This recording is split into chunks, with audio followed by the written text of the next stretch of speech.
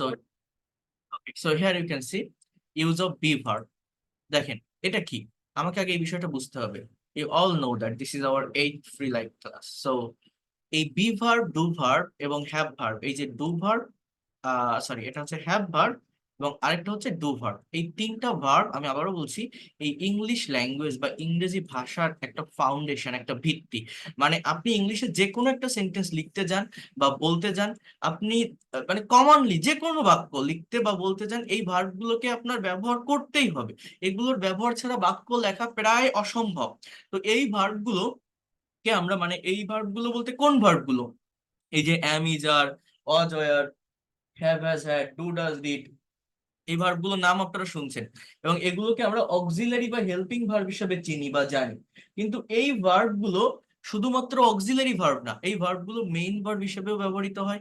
এই ভার্ব গুলো কখন কিভাবে একটা সেন্টেন্সকে নেগেটিভ করার জন্য বা ইন্ট্রোগেটিভ করার জন্য ব্যবহৃত হয়, এই বিষয়গুলো নিয়ে আমি ডিটেলস আলোচনা করব। অর্থাৎ এদের সম্পর্কে যে কনফিউশন গুলো আছে আজকের সম্পূর্ণ ক্লাসটা থেকে সেই কনফিউশনটা আপনার ক্লিয়ার হয়ে যাবে।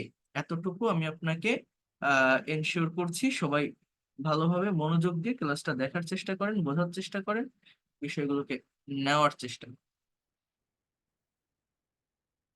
ওকে, so first of all use of be verb. আমরা জানি ভার্ব হচ্ছে একটা সেন্টেন্স এর হার্টবিট। হ্যাঁ, ভার্ব ছাড়া আমরা কোনো সেন্টেন্স তৈরি করতে পারি না। সমস্ত ভার্বের মধ্যে একটা গুরুত্বপূর্ণ ভার্ব হচ্ছে এই বি ভার্ব, যে ভার্বটি অনেক ফর্মে, অনেক নামে এবং বিভিন্ন ভাবে একটা সেন্টেন্স বা একটা বাক্যে ব্যবহৃত হয়ে থাকে। কথাটা মনোযোগ দিয়ে বোঝেন। এবং এই বি ভার্বটা দেখেন, বিই, বি, এটা হচ্ছে আমার একটা ভার্ব এবং এর বাংলা অর্থটা হচ্ছে হওয়া, থাকা বা কোনো কিছুর অবস্থান বোঝায়। এই বি ভার্বের বাংলা অর্থটা কি বললাম? হওয়া, থাকা বা কোনো কিছুর অবস্থান বোঝানো। এটা হচ্ছে এই ভার্বটার মিনিং, অ্যাকচুয়াল বেঙ্গলি অর্থ। এখন দেখেন এই বি নিজেই একটা মেইন ভার্ব, আবার ব্যবহারের উপর ভিত্তি করে এটি অনেকগুলো ফর্মে ব্যবহৃত হয়। বি এর যে ফর্মগুলো আছে সেগুলো হচ্ছে be and am is are, past form হচ্ছে was were, past participle been, present participle being. অর্থাৎ এই ভার্বটার কিন্তু বিভিন্ন ফর্ম থাকে এবং আমি বুঝাই দিচ্ছি, ডিটেলসে বুঝাচ্ছি, জাস্ট একটু ওয়েট করেন, এই জায়গাটা আগে একটু পড়ি। এরপর দেখেন কি বলছে, এই যে বি ভার্বের 7টা ফর্ম, এই সবগুলোরই বাংলা অর্থ বা মানে হচ্ছে হওয়া বা থাকা। টেন্সের পরিবর্তনের উপর নির্ভর করে এই ভার্বগুলো বিভিন্ন ফর্ম এক একটা সেন্টেন্সে ব্যবহৃত হয়ে থাকে। এরপর দেখেন এখানে লেখা আছে প্রেজেন্ট টেন্স। যেমন এখানে বলছে, আমি আগেই বলেছি বি নিজেই একটা ভার্ব যার মানে হওয়া, থাকা বা কোনো কিছুর অবস্থান বোঝায়। এখানে বি নিজেই প্রেজেন্ট ফর্মে ব্যবহৃত হয় এবং এর প্রেজেন্ট ফর্ম গুলো হচ্ছে অ্যাম, ইজ, আর। আই এর সাথে অ্যাম বসে, সাবজেক্ট যদি আই হয়, হি, শি, ইট বা থার্ড পার্সন সিঙ্গুলার নাম্বার হলে ইজ বসে, উই, ইউ, দে বা প্লুরাল পার্সন হলে আর বসে। এগুলো পার্সন ভেদে বসে থাকে অ্যামিজার, আপনারা জানেন। এবং এইখানে দেখেন বলছে আমাদের মনে রাখতে হবে এই অ্যামিজার প্রেজেন্ট টেন্সের ভিতর শুধুমাত্র প্রেজেন্ট ইনডিফিনিট এবং প্রেজেন্ট কন্টিনিউয়াস টেন্সে ব্যবহৃত হয়ে থাকে।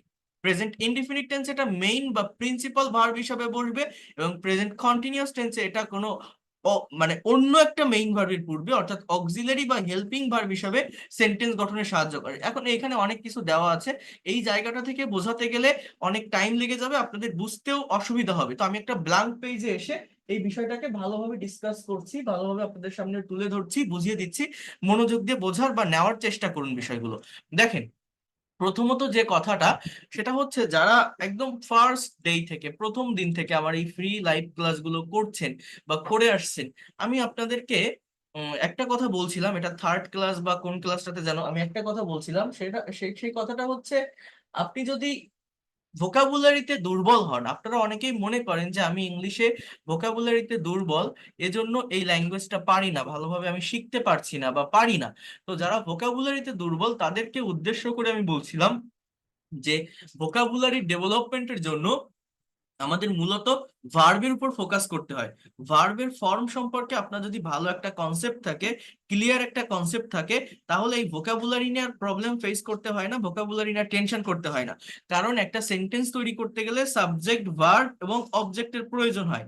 তো একটা সেন্টেন্সের সাবজেক্ট কিন্তু নির্দিষ্ট একটা সার্কেলের ভিতর থাকে, I, we, you, he, she, they, it, এগুলো আর কি একটা সেন্টেন্সের সাবজেক্ট হয়। এটা আমি আমি আপনাদেরকে বলেছিলাম এই এই জায়গাটা নিয়ে বা এই বিষয়গুলো নিয়ে। এবং এই সাবজেক্টের পরে আপনি যখন একটা বাক্যে ভার্ব বসাবেন, এই ভার্বটাকে কিন্তু বিভিন্ন ফর্মে পরিবর্তন করা যায়। ভার্বের ফর্মের পরিবর্তনের উপর ডিপেন্ড করে সেন্টেন্সের অর্থের পরিবর্তন হয় বা টাইমের পরিবর্তন হয়। এই যে আমরা যে স্পোকেন ইংলিশ শিখি, ইংরেজিতে যে আমরা কথা বলতে যাচ্ছি, কথা বলতে পারি না, এটা না পারার একমাত্র কারণ বা মেইন রিজন হচ্ছে ভার্ব সম্পর্কে ক্লিয়ার কনসেপ্ট না থাকা। প্রত্যেকটা ভার্বের এখানে 3টা ফর্ম আছে, বাট তোর প্রত্যেকটা ভার্বে টোটাল 5টা ফর্ম থাকে। V1 বা present form, V2 past form, V3 past participle form, V4 present participle, V5 third person form. এই V4 V5 এই দুটো ফর্ম থাকে না আমাদের গ্রামার বইগুলোতে, কারণ এটা মনে করা হয় যে টেন্স শেখার সঙ্গে সঙ্গে এই দুইটা ফর্ম শেখা হয়ে যায় আর কি। বাট এই ভার্বের ভোকাবুলারি জানতে হয়।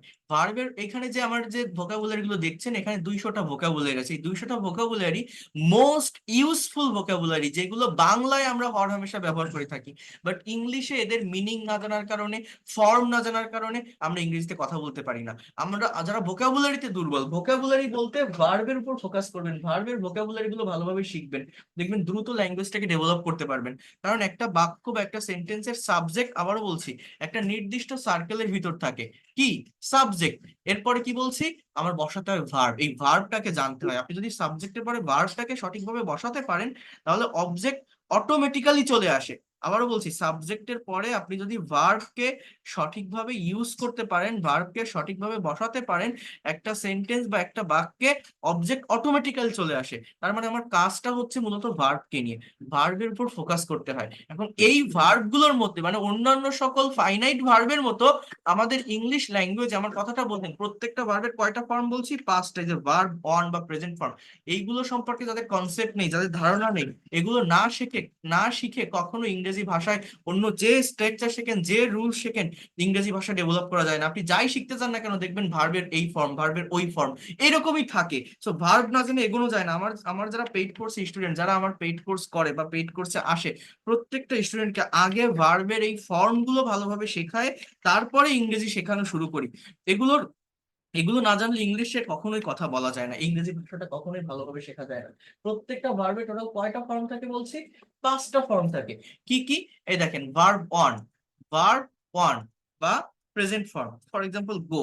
গো মানে আমরা জানি যাওয়া, এর পাস্ট ফর্ম হচ্ছে ওয়েন্ট, পাস্ট পার্টিসিপল ফর্ম হচ্ছে গান। কথাটা একটু বোঝেন, পাস্ট পার্টিসিপল গান, প্রেজেন্ট পার্টিসিপল হচ্ছে গোয়িং, এর থার্ড পারসন ফর্ম হচ্ছে গোস। এরকম ভাবে প্রতিটা ভার্বের টোটাল 5টা ফর্ম থাকে। এ দেখেন, এই ড্র মানে আঁকা, এর পাস্ট ফর্ম ডিউ, এর পাস্ট পার্টিসিপল ফর্ম ড্রন, এর প্রেজেন্ট পার্টিসিপল ফর্ম ড্রয়িং, এর third person form draws. Right মানে লেখা, রাইট মানে কি? লেখা। এর পাস্ট ফর্ম কি? রোট। এই ফর্ম গুলো আমাকে জানতে হবে। এর পাস্ট পার্টিসিপল ফর্ম হচ্ছে রিটেন, এর প্রেজেন্ট পার্টিসিপল ফর্ম হচ্ছে রাইটিং, এর থার্ড পারসন ফর্ম হচ্ছে রাইটস। এরকম প্রত্যেকটা ভার্বের 5টা করে ফর্ম থাকে। এই ড্রাইভ মানে চালানো, এর পাস্ট ফর্ম কি? ড্রোভ, এর পাস্ট পার্টিসিপল ফর্ম কি? ড্রিভেন, প্রেজেন্ট পার্টিসিপল ফর্ম কি? ড্রাইভিং। এবং এইটা পড়ারও একটা ওয়ে আছে, এটা মেমোরাইজ করা বা এইটা প্র্যাকটিস করার একটা ওয়ে আছে, যেটা আমি আপনাদেরকে হার্ট ফ্রি লাইভ ক্লাসে দেখিয়েছিলাম। ওই ভিডিওটা দেখলে আপনারা বুঝতে পারবেন। ড্রাইভস মানে চালানো। আবার দেখেন, আমি যদি বলি স্পিক, স্পিক মানে বলা, এর পাস্ট ফর্ম হচ্ছে স্পোক, এর পাস্ট পার্টিসিপল ফর্ম হচ্ছে স্পোকেন। হ্যাঁ, এর third person form, sorry, present participle form হচ্ছে স্পিকিং, এর থার্ড পারসন ফর্ম হচ্ছে স্পিক্স। এখন এই যে প্রত্যেকটা ফাইনাইট ভার্ব বা মেইন ভার্বের যে ফর্ম গুলো থাকে, এই ভার্বের ফর্ম গুলো কিভাবে ব্যবহৃত হয়? এগুলো টেন্সের বিভিন্ন স্ট্রাকচারে আমাদের বসে থাকে। আমরা ইংরেজিতে কথা বলার জন্য একটা কথাকে বিভিন্ন ওয়েতে, বিভিন্ন টাইমে পরিবর্তনের জন্য আমরা টেন্স শিখি। এখন এই যে একটা কথাকে বিভিন্ন ওয়েতে, বিভিন্ন টাইমে পরিবর্তনের জন্য আমরা যে টেন্সটা শিখি, এই টেন্সের স্ট্রাকচারটা মূলত কি? টেন্সটা আমরা কেন শিখি? কথার পরিবর্তন, সময়ের পরিবর্তন, ভাবের পরিবর্তন, তাই না? এখন এই টেন্সের স্ট্রাকচারটা কিন্তু মূলত ভার্বের ফর্মের চেঞ্জ। এক একটা টেন্সের স্ট্রাকচারে এক এক ধরনের ভার্বের ফর্ম বসে সেন্টেন্সের অর্থের পরিবর্তন হয়, টাইমের পরিবর্তন হয়, মিনিং এর চেঞ্জ হয়ে যায়। এখন এইভাবে এই ফাইনাইট ভার্বগুলোর মতো আমাদের যে অক্সিলারি ভার্ব যেটাকে আমরা বলি, ওই ভার্বগুলো মূলত অক্সিলারি ভার্ব না। ওই প্রত্যেকটা ভার্বের নাম আছে, সেটা হচ্ছে বি ভার্ব, ডু ভার্ব এবং হ্যাভ ভার্ব। অক্সিলারি কাকে বলে? অক্সিলারি বা হেল্পিং ভার্ব তাকেই বলে যখন ওই ভার্ব গুলো অন্য একটা মেইন ভার্বের পূর্বে বসে বাক্য গঠন করে। কিন্তু যদি ওরা নিজেরাই মেইন ভার্ব হয়, তখন কি আপনি ওগুলোকে অক্সিলারি ভার্ব বলতে পারবেন? কখনোই পারবেন না। আমার কথাগুলো মনোযোগ দিয়ে বুঝতে হবে, এটা খুবই ইম্পর্টেন্ট একটা ফ্যাক্ট, একটা জায়গা। যেমন দেখেন এই বিই, বি, এইটা হচ্ছে আমার একটা ভার্ব। অন্যান্য সকল ভার্বের মতোই একটা ভার্ব, বাট এটা একটু ভিন্ন এর ফর্ম গুলো। অর্থাৎ এই বি ভার্বের প্রেজেন্ট ফর্মটা হচ্ছে এম, ইজ, আর, মানে প্রেজেন্ট ফর্ম আর বেস ফর্ম জিনিসটা আলাদা। বি প্রেজেন্ট ফর্মের একটা ভার্ব, বি এর বাংলা অর্থ হওয়া বা থাকা। অন্যান্য সকল ভার্বের প্রেজেন্ট ফর্ম বা বেস ফর্ম সেম মনে হয় আমাদের, এই জন্য আমরা এই জিনিসটা বুঝতে পারি না। বাট এই বি ভার্বটা একটু ডিফারেন্ট। এর পাস্ট ফর্ম হচ্ছে ওয়াজ, ওয়ার, কথাটা একটু বোঝেন। এর পাস্ট পার্টিসিপল ফর্ম হচ্ছে বিন, বি এর পাস্ট পার্টিসিপল বিন, এর প্রেজেন্ট পার্টিসিপল হচ্ছে বিন। আর থার্ড পারসন ফর্ম ওইভাবে হয় না, but subject third person singular number হলে যেটা হয় আর কি, ইজ বা ওয়াজ, এগুলো আর কি এখানে বসানো যায়। এখন দেখেন এই যে বি ভার্বের যে ফর্মগুলো লিখলাম, এর বাংলা অর্থটা আমি কি বলছি? এই ভার্বটার দুইটা অর্থ, কথাটা মনে রাখবেন, দুইটা। একটা হচ্ছে হওয়া, আর একটা হচ্ছে থাকা। তো এটা এটা ডিপেন্ড করবে সেন্টেন্সের উপর ভিত্তি করে। অর্থাৎ যদি বাক্যে এক্সটেনশনের যে জায়গাটা, অর্থাৎ এই বি ভার্ব গুলোর পরে যে এক্সটেনশন অবজেক্টের যে জায়গা, এই জায়গায় যদি প্লেস থাকে তাহলে বি এর মানে থাকা। আর যদি পার্সন থাকে বা নাউন থাকে তাহলে বি এর মানে হওয়া। জিনিসটা আমি দেখাচ্ছি। এখন দেখেন এই যে ডু ভার্ব, এই ডু এর পাস্ট ফর্ম কি? ডিড। পাস্ট পার্টিসিপল ফর্ম কি? ডান। প্রেজেন্ট পার্টিসিপল ফর্ম কি? ডুইং। থার্ড পারসন ফর্ম কি? ডাস। কথাটা বলছেন। এই যে আমার হ্যাভ ভার্ব, আমরা মনে করি কি যে হ্যাভ, হ্যাজ, হ্যাড, বাট বিষয়টা ভুল। এই হ্যাভ এর, হ্যাভ প্রেজেন্ট ফর্মের ভার্ব, এর পাস্ট ফর্ম কিন্তু হ্যাড, হ্যাভ হ্যাজ হ্যাড না, হ্যাভ হ্যাড হ্যাড। এর পাস্ট ফর্ম হ্যাড, এর পাস্ট পার্টিসিপল ফর্মটাও হ্যাড, এর প্রেজেন্ট পার্টিসিপল ফর্মটা হচ্ছে having, H A V I N, এবং এর থার্ড পারসন ফর্মটা হচ্ছে হ্যাজ। প্রত্যেকটা ভার্বের থার্ড পারসন ফর্ম মানে ভি5 হচ্ছে ভার্বের সাথে এস বা ইএস। এই ফর্মগুলো কোথায় বসে, কখন বসে? এটা প্রেজেন্ট ইনডিফিনিট টেন্সে সাবজেক্ট যদি থার্ড পারসন সিঙ্গুলার নাম্বার হয় তাহলে এই ফর্মগুলো বসে থাকে। কোথায়? প্রেজেন্ট ইনডিফিনিট টেন্সে subject third person singular number হলে। বাট এই হ্যাভের থার্ড পারসন কিন্তু হ্যাভস না, হ্যাজ। এটা মনে রাখবেন। এখন দেখেন এই যে যেটা আমি বললাম যে প্রত্যেকটা ভার্বের আমার ফর্ম হয়, তাহলে আমি যদি আপনাকে এরকম একটা সেন্টেন্স বলি যে আই বা হি, এবার আমি যে একটা ভার্ব বসাই, হি রাইট, সে লেখে, হি রাইটস, সে লেখে।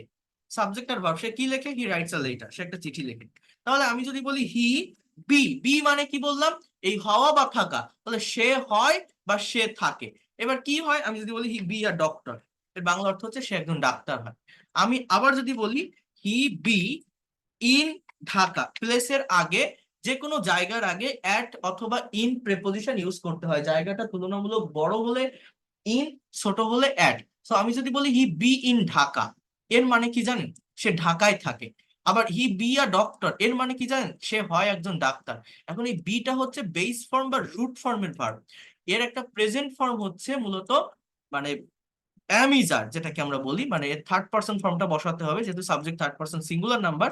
তো আমরা এখানে বি না বসায়, আপনি যদি বিটা বসান এটা ভুল না, কিন্তু বি না বসায় আমরা এই ইজটা বসাই, যে হি ইজ আ ডক্টর বা হি ইজ ইন ঢাকা, সে হয় একজন ডাক্তার বা সে ঢাকায় থাকে। তাহলে আমি যদি বলি যে সে একটা চিঠি লিখেছিল, তাহলে এই যে হি রাইটের পাস্ট ফর্মটা কি? রাইটের পাস্ট ফর্ম হচ্ছে রোড।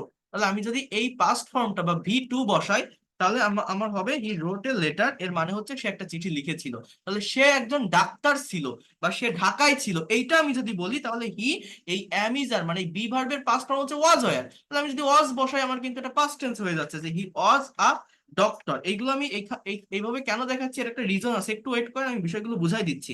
আবার আমি যদি বলি হি ওয়াজ ইন ঢাকা, এর মানে হচ্ছে সে ঢাকায় ছিল। আবার দেখেন আমি যদি এটাকে কন্টিনিউয়াস টেন্সে লিখি বা ফিউচার টেন্সেও লিখি, আমি যদি বলি সে সে একটা চিঠি লিখবে, ফিউচার ইনডিফিনিট টেন্সের স্ট্রাকচার কি? সাবজেক্ট প্লাস শ্যাল বা উইল প্লাস ভি1, অর্থাৎ ভার্বের বেস ফর্ম বা root form. Subject first person হলে শ্যাল বসে, আদারওয়াইজ উইল বসে। এই উইলটা যে কোনো পার্সনের সঙ্গে বসানো যায়, শ্যালটাকে বসানো যায় না সব পার্সনের সঙ্গে। এখন দেখেন বোঝার চেষ্টা করেন, আমি যদি বলি he will write, he will write a letter, Bangla অর্থ কি? রাইট আ লেটার, সে একটা চিঠি লিখবে। এখন সে একজন ডাক্তার হবে বা সে ঢাকায় থাকবে আমি যদি বলি, তাহলে হি উইল, আমার এখানে বেস ফর্ম বা রুট ফর্মটা কিন্তু বি, বি মানে কি? হওয়া বা থাকা, তাহলে উইল বি মানে হবে, he will be a doctor, সে একজন ডাক্তার হবে। তাহলে সে ঢাকায় থাকবে, হি উইল বি অ্যাট বা হি উইল বি ইন ঢাকা। আমার কথাটা বোঝেন? আবার আমি যদি এইটাকে কন্টিনিউয়াস টেন্সে লিখি, আমি যদি বলি সে একটা চিঠি লিখতেছে, ইংরেজি কি? হি ইজ, আমার অ্যাম ইজ আর প্লাস ভার্বের সঙ্গে ING, so he is writing, he is writing a letter. সে একটা চিঠি লিখতেছে, অর্থাৎ এই রাইটিংটা কি প্রোগ্রেসিভ বা কন্টিনিউয়াস ফর্ম। এই যে রাইটিং V4, তাহলে এই বি ভার্বের কন্টিনিউয়াস ফর্মটা কি দেখেন তো, বিং, BEING, বিং।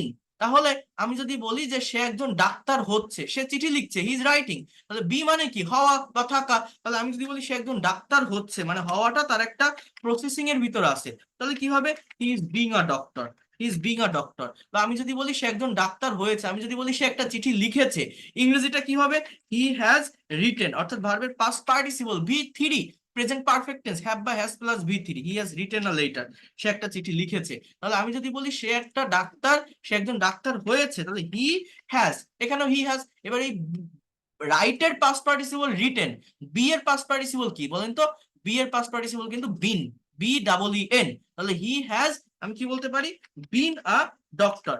এই কথাগুলো আমি কেন বলছি, আমার কথাটা একটু বোঝেন। এই যে বাক্যগুলো লিখলাম, আমরা অনেকেই মনে করি যে এই অ্যাম, ইজ, আর, ওয়াজ, আর এগুলো অক্সিলারি ভার্ব, এবং এগুলো কন্টিনিউয়াস টেন্সে বসে। Am, is, are present continuous, was, are past continuous, shall be, will be future continuous, বা এই যে বিং, বিন, এগুলো আমরা জানি যে পারফেক্ট টেন্সে বসে। হ্যাঁ, অ্যাম being, is being, are being, তাহলে এগুলো পারফেক্ট, সরি, প্যাসিভ ভয়েসের ক্ষেত্রে বসে। বা এই যে হ্যাভ বিন বা হ্যাজ বিন, এটা পারফেক্ট কন্টিনিউয়াস টেন্সে বসে বা প্যাসিভ ভয়েসের পারফেক্ট টেন্সে বসে। আমরা এরকম জানি, মানে এগুলো অক্সিলারি ভার্ব হিসেবে এইভাবে বসে, আমরা এই বিষয়গুলো জানি।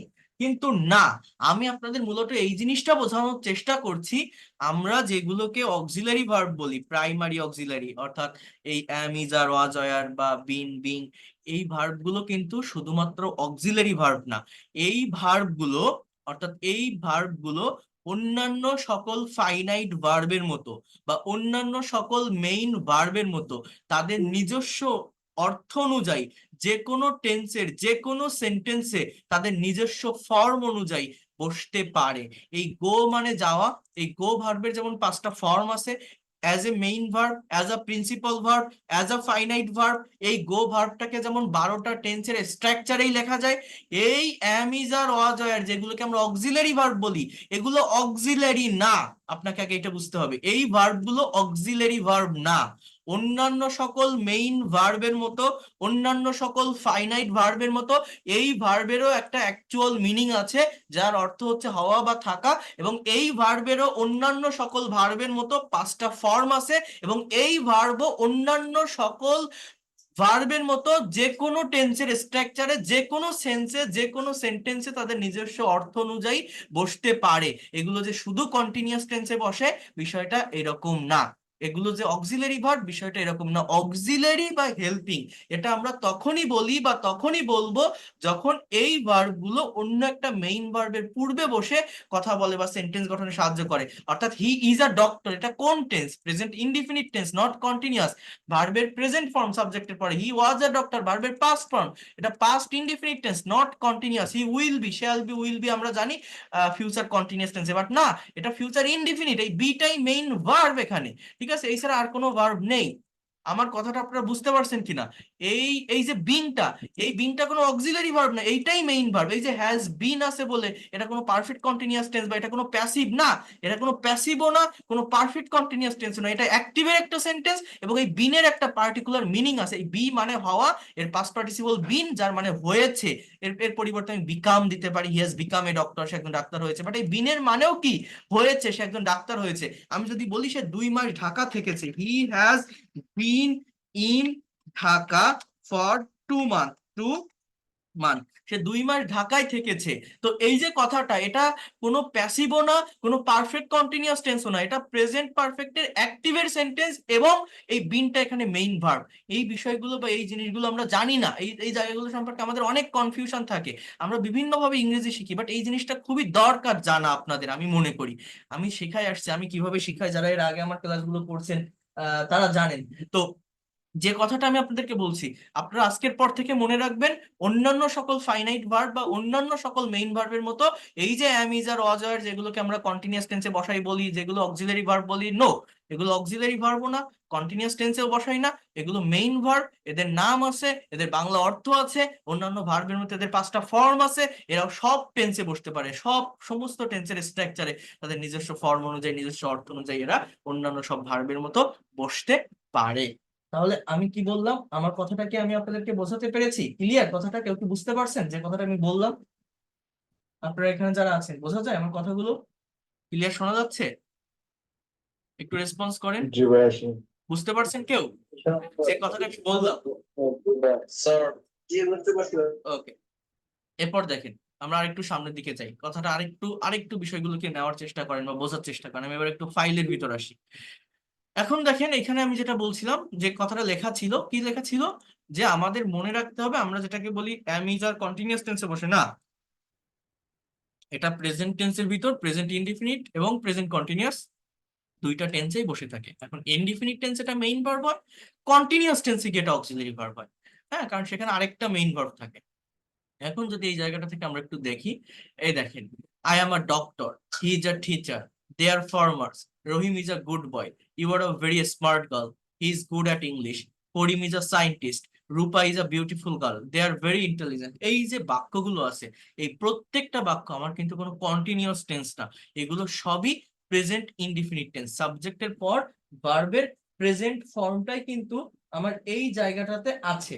আপনাকে এইটা আগে ভালোভাবে মনোযোগ দিয়ে বুঝতে হবে। প্রত্যেকটা কিন্তু প্রেজেন্ট ইনডিফিনিট টেন্স। এবং এরপর এই যে ডক্টর, টিচার, ফার্মার যেগুলো দেখছেন না, এগুলোকে বলে কমপ্লিমেন্ট। কমপ্লিমেন্ট মানে কি জানেন? পরিপূরক। মানে এগুলোকে আমরা অবজেক্ট বলবো না। আমরা সবসময় এটা বলি যে একটা সেন্টেন্সের স্ট্রাকচার হচ্ছে subject plus verb plus object, but না।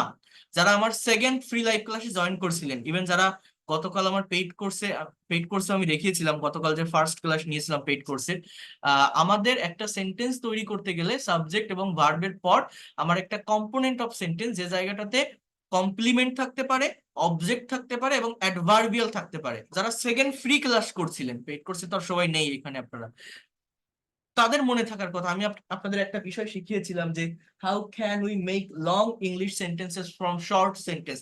কিভাবে ছোট ছোট ইংরেজি বাক্য থেকে আমরা অনেক বড় বাক্য তৈরি করতে পারি, লং বাক্য তৈরি করতে পারি।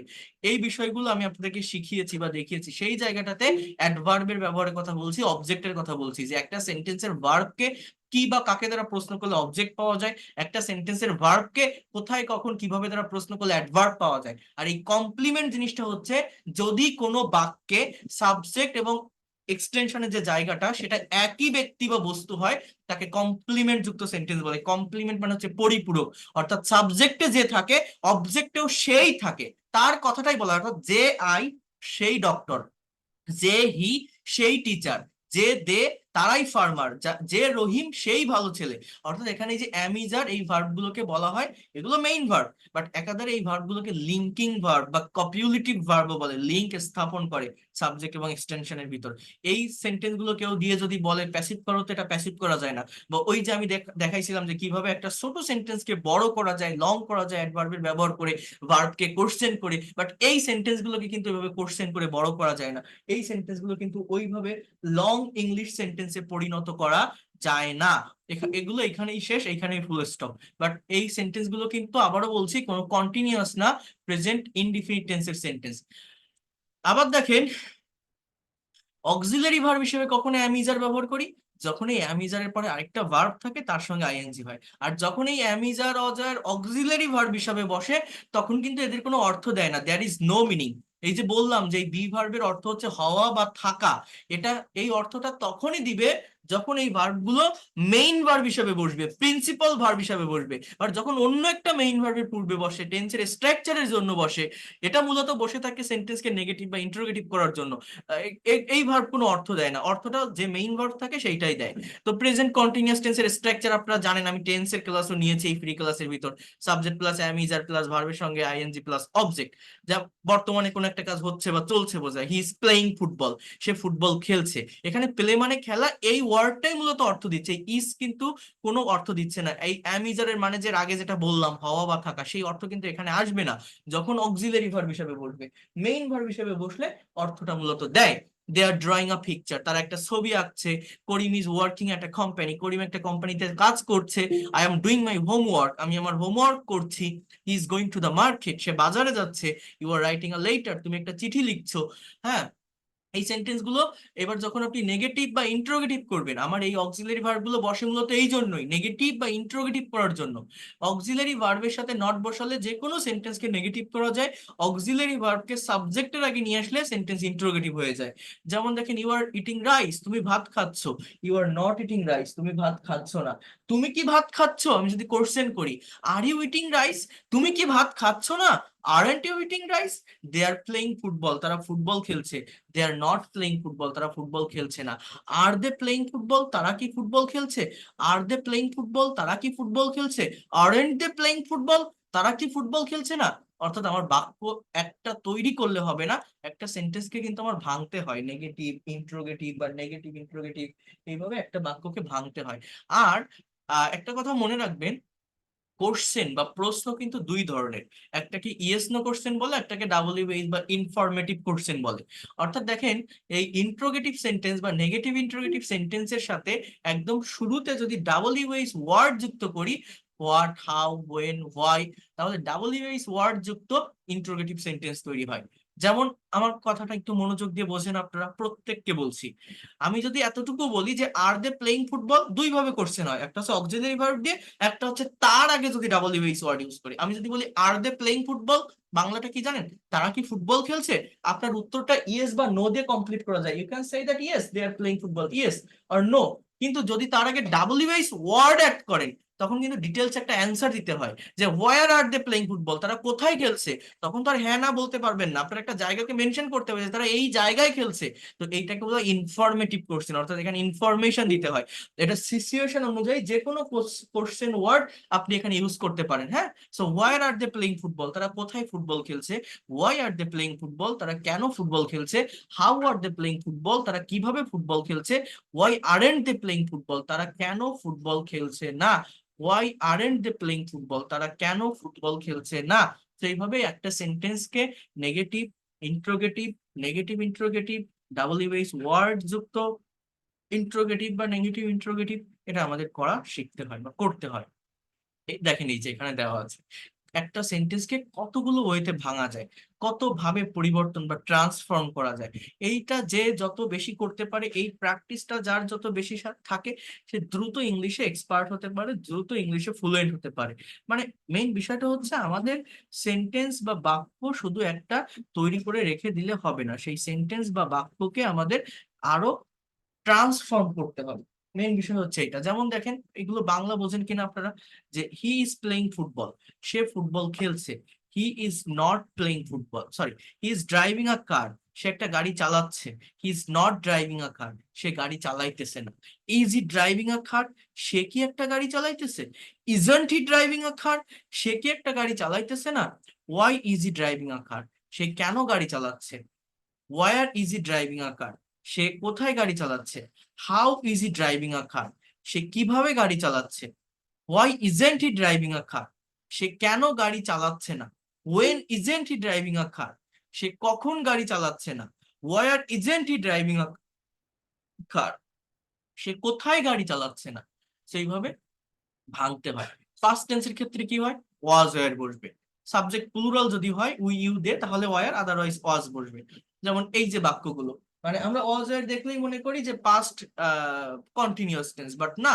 যদি ওয়াজ ওয়্যার মেইন ভার্ব হিসাবে বসে, he was a good boy, I was a teacher, they were players, Rahim was a doctor, you were happy, you were a smart girl, they were brilliant students. So those are past indefinite tense, not continuous. আবারও বলছি, এগুলো কিন্তু past indefinite tense, past continuous tense না। সেইগুলো আপনাদেরকে বুঝতে হবে। এখানে ওয়াজ একটা মেইন ভার্ব। আচ্ছা, ফিউচার টেন্সের ক্ষেত্রে কি হয়?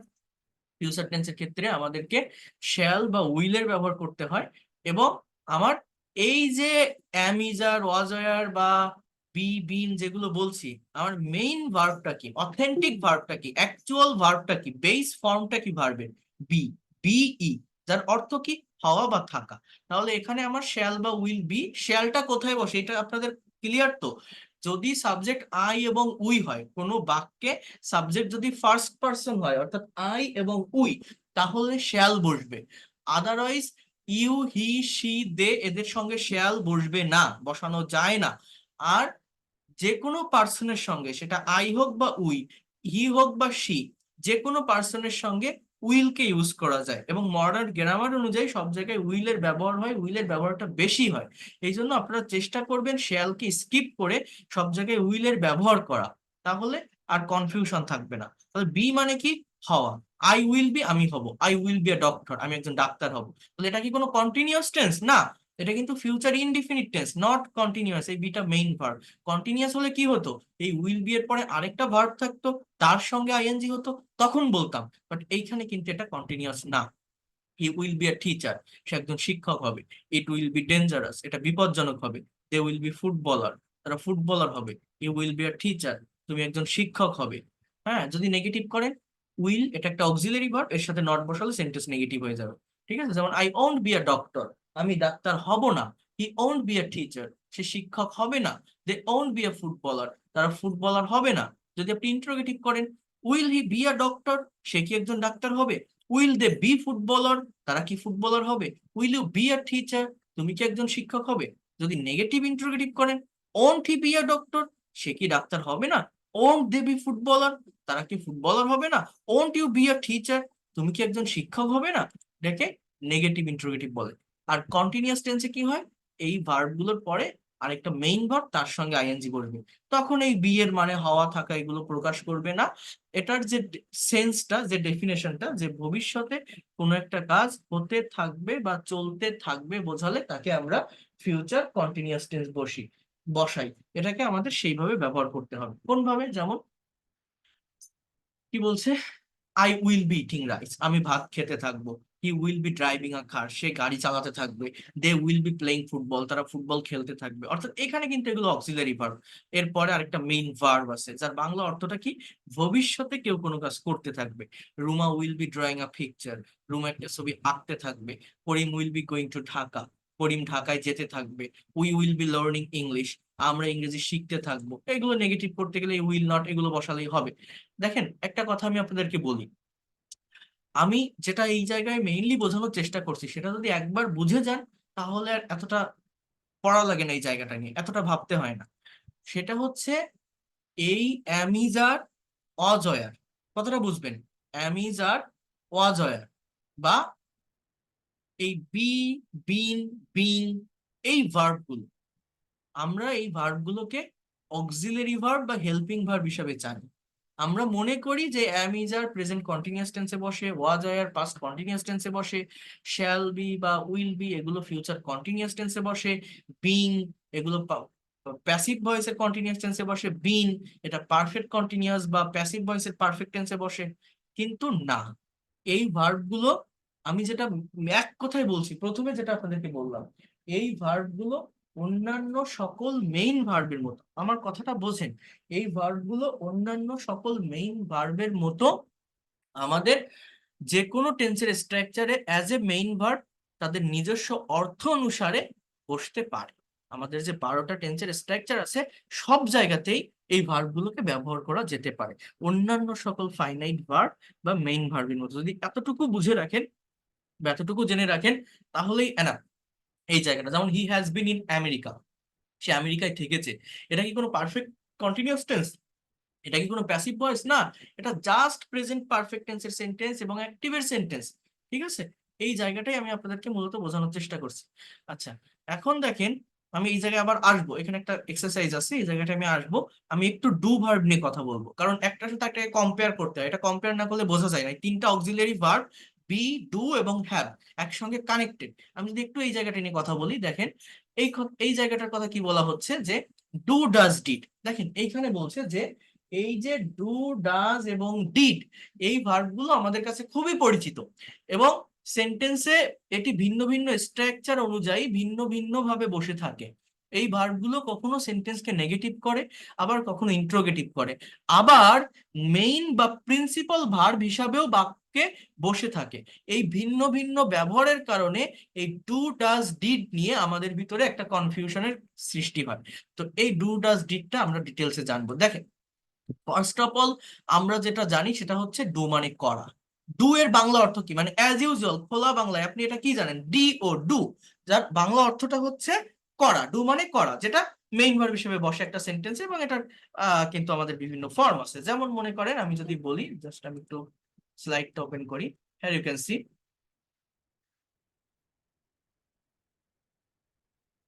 দেখেন ডু এর past form did, past participle form done. I do my work, আমি আমার কাজ করি। হি ডিড হিজ ওয়ার্ক, সে তার কাজ করেছিল। He has done his work, সে তার কাজ করেছে। অর্থাৎ করা অর্থে মেইন ভার্ব হিসাবে এই ভার্বটাকে কিন্তু আপনি যে কোনো টেন্সে বসাতে পারেন। বিষয়টা বোঝেন, মেইন ভার্ব হিসাবে এটাকে আপনি যে কোনো টেন্সে বসাতে পারেন। কিন্তু দেখেন, এই যে ডু মানে করা, এবং এটা মেইন ভার্ব হিসেবে ব্যবহৃত হচ্ছে, এটা অন্য সকল মেইন ভার্বের মতো যে কোনো সেন্টেন্সে, যে কোনো টেন্সে এটাকে বসানো যেতে পারে অ্যাজ এ মেইন ভার্ব করা অর্থে। কিন্তু দেখেন কি বলছে এই জায়গায়, এই ডু ভার্বটির সবচেয়ে গুরুত্বপূর্ণ যে ব্যবহার সেটি হচ্ছে ডু ডাজ ডিড প্রধানত প্রেজেন্ট ইনডিফিনিট এবং পাস্ট ইনডিফিনিট টেন্সকে নেগেটিভ এবং ইন্ট্রোগেটিভ করার জন্য ব্যবহৃত হয়। আরো বলছে এখানে, দেখেন দেখেন কি বলছে, যে আমরা জানি যে টেন্সের 12টা স্ট্রাকচার আছে। এই 12টা স্ট্রাকচারের ভিতর যখন আমরা প্রতিটা স্ট্রাকচার দিয়ে সেন্টেন্স তৈরি করি, তখন দেখি শুধুমাত্র প্রেজেন্ট ইনডিফিনিট এবং পাস্ট ইনডিফিনিট টেন্সের সঙ্গে কোনো অক্সিলারি ভার্ব থাকে না। অন্য 10টাতে অক্সিলারি ভার্ব আছে মেইন সেন্টেন্স বা অ্যাফার্মেটিভ সেন্টেন্সে। আমার কথাটা বোঝেন, আমি এটা যখন টেন্সের উপর ক্লাস আপনাদের নিয়েছিলাম, তখন আমি এটা বলেছিলাম বা শিখিয়েছিলাম। আমরা ইংলিশে যে 12টা টেন্সের স্ট্রাকচার আছে, এটা দিয়ে যদি আপনি সেন্টেন্স তৈরি করেন এই টেন্সের স্ট্রাকচার গুলো দিয়ে, তাহলে আপনি এটা দেখবেন যে 12টা স্ট্রাকচারের ভিতর 10টাতেই অক্সিলারি ভার্ব আছে। এবং আমার নিয়ম হচ্ছে যে কোনো সেন্টেন্সকে, যে কোনো বাক্যকে আমি যদি নেগেটিভ করতে যাই, সেই বাক্য বা সেন্টেন্সের ভিতর যে অক্সিলারি ভার্বটা থাকে তার সাথে নট বসালে একটা সেন্টেন্স নেগেটিভ হয়। অক্সিলারি ভার্বটাকে যদি সাবজেক্টের আগে নিয়ে আসি, তাহলে সেন্টেন্স ইন্ট্রোগেটিভ হয়। কিন্তু প্রেজেন্ট আর পাস্ট ইনডিফিনিট টেন্সের সেন্টেন্সে কোনো অক্সিলারি ভার্ব থাকে না। এই জায়গাটাতে অক্সিলারি বা হেল্পিং ভার্ব হিসাবে একটা সেন্টেন্সকে নেগেটিভ বা ইন্ট্রোগেটিভ করার জন্য ডু ডাজ ডিড এর ব্যবহার হয়। তখন কিন্তু এই যে ডু এর মানে করা, এই করা অর্থটা দেয় না।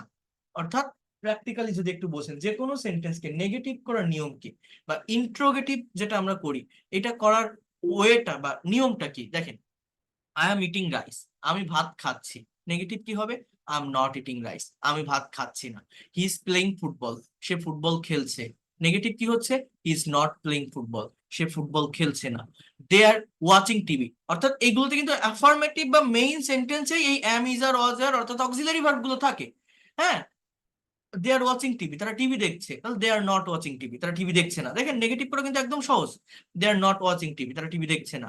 You are driving a car, তুমি গাড়ি চালাচ্ছ। You are not driving a car. Rahim has completed his work, হ্যাজটা auxiliary verb, completed the main verb. তাহলে নেগেটিভটা কিভাবে হচ্ছে? Rahim has not completed his work, Rahim তার কাজ সম্পন্ন করেছে, রহিম তার কাজ সম্পন্ন করেনি। I have eaten my dinner, আমি আমার ডিনার করেছি। I have not eaten my dinner, আমি ডিনার করিনি। He has finished his homework, সে তার হোমওয়ার্ক করেছে। He has not finished his homework, সে তার হোমওয়ার্কটা করেনি। হোমওয়ার্ক করেছে, সে করেনি। আই হ্যাভ কোথায় গেল? দে ওয়ার প্লেইং ফুটবল, দেখেন এটা কিন্তু পাস্ট কন্টিনিউয়াস টেন্স। এটার বাংলা অর্থ কি? দে ওয়ার প্লেইং ফুটবল, তারা ফুটবল খেলতেছিল। তারা ফুটবল খেলতেছিল, they were playing football. They were not playing football, তারা ফুটবল খেলছিল না। I was singing a song, আমি গান গাচ্ছিলাম। I was not singing a song. He had gone to Kolkata, past perfect tense এটা, সে কলকাতা গিয়েছিল। He had not gone to Kolkata. হ্যাঁ, দে উইল প্লে ফুটবল, তারা ফুটবল খেলবে। They will not play football, sorry he. I will go to the market, আমি বাজারে যাবো। I won't go to the market, মানে উইল নট কে কন্ট্রাস্টে বা সংক্ষেপে ওন্ট বলা হয়। I won't go to the market, আমি মার্কেটে যাব না।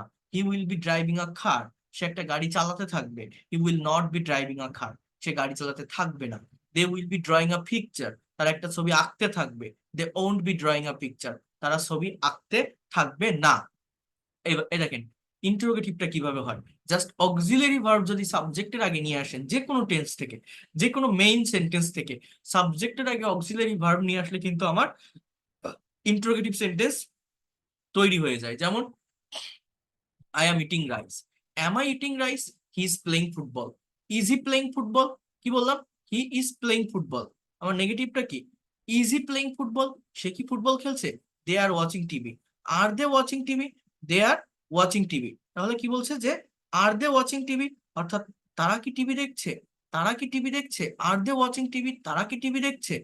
হ্যাঁ, এরপর বলছে যে you are driving a car, তুমি একটা গাড়ি চালাচ্ছ। Are you driving a car? Are you driving a car? Rahim has completed his work. Has Rahim completed his work? Has Rahim completed his work. ঠিক আছে, তাহলে অক্সিলারি ভার্বটা সাবজেক্টের আগে আনলে কিন্তু আমার ইন্টারোগেটিভ হয়ে যাচ্ছে। I have eaten my dinner. Have I eaten my dinner? He has finished his homework. Has he finished his homework? They were playing football. Were they playing football? I was singing a song. Was I singing a song?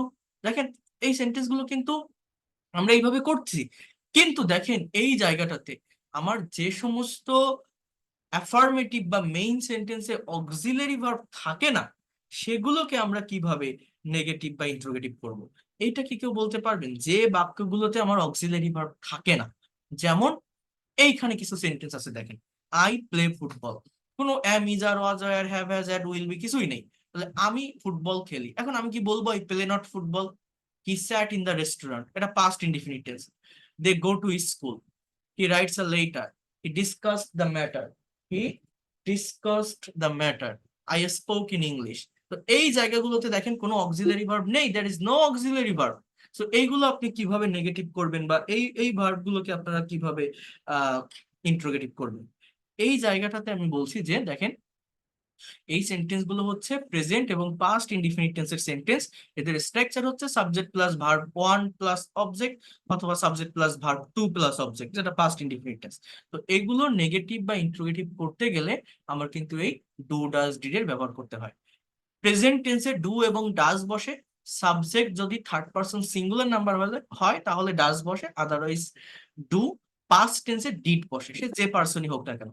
আর আমাদের এই জায়গায় একটা বিষয় হচ্ছে present indefinite টেন্সে affirmative বা main সেন্টেন্সে আমার নিয়ম, সাবজেক্ট যদি থার্ড পারসন সিঙ্গুলার নাম্বার হয় তাহলে ভার্বের থার্ড পারসন ফর্ম বসে।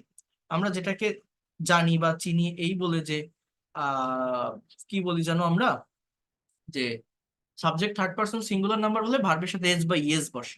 বাট এই ধারণাটা বা এই কথাটা, এই কনসেপ্টটা কিন্তু সঠিক না। কেন জানেন? আমি একটা জিনিস আপনাদের একটু বলি, একটু সামনে আসি, আগে দেখি এগুলো।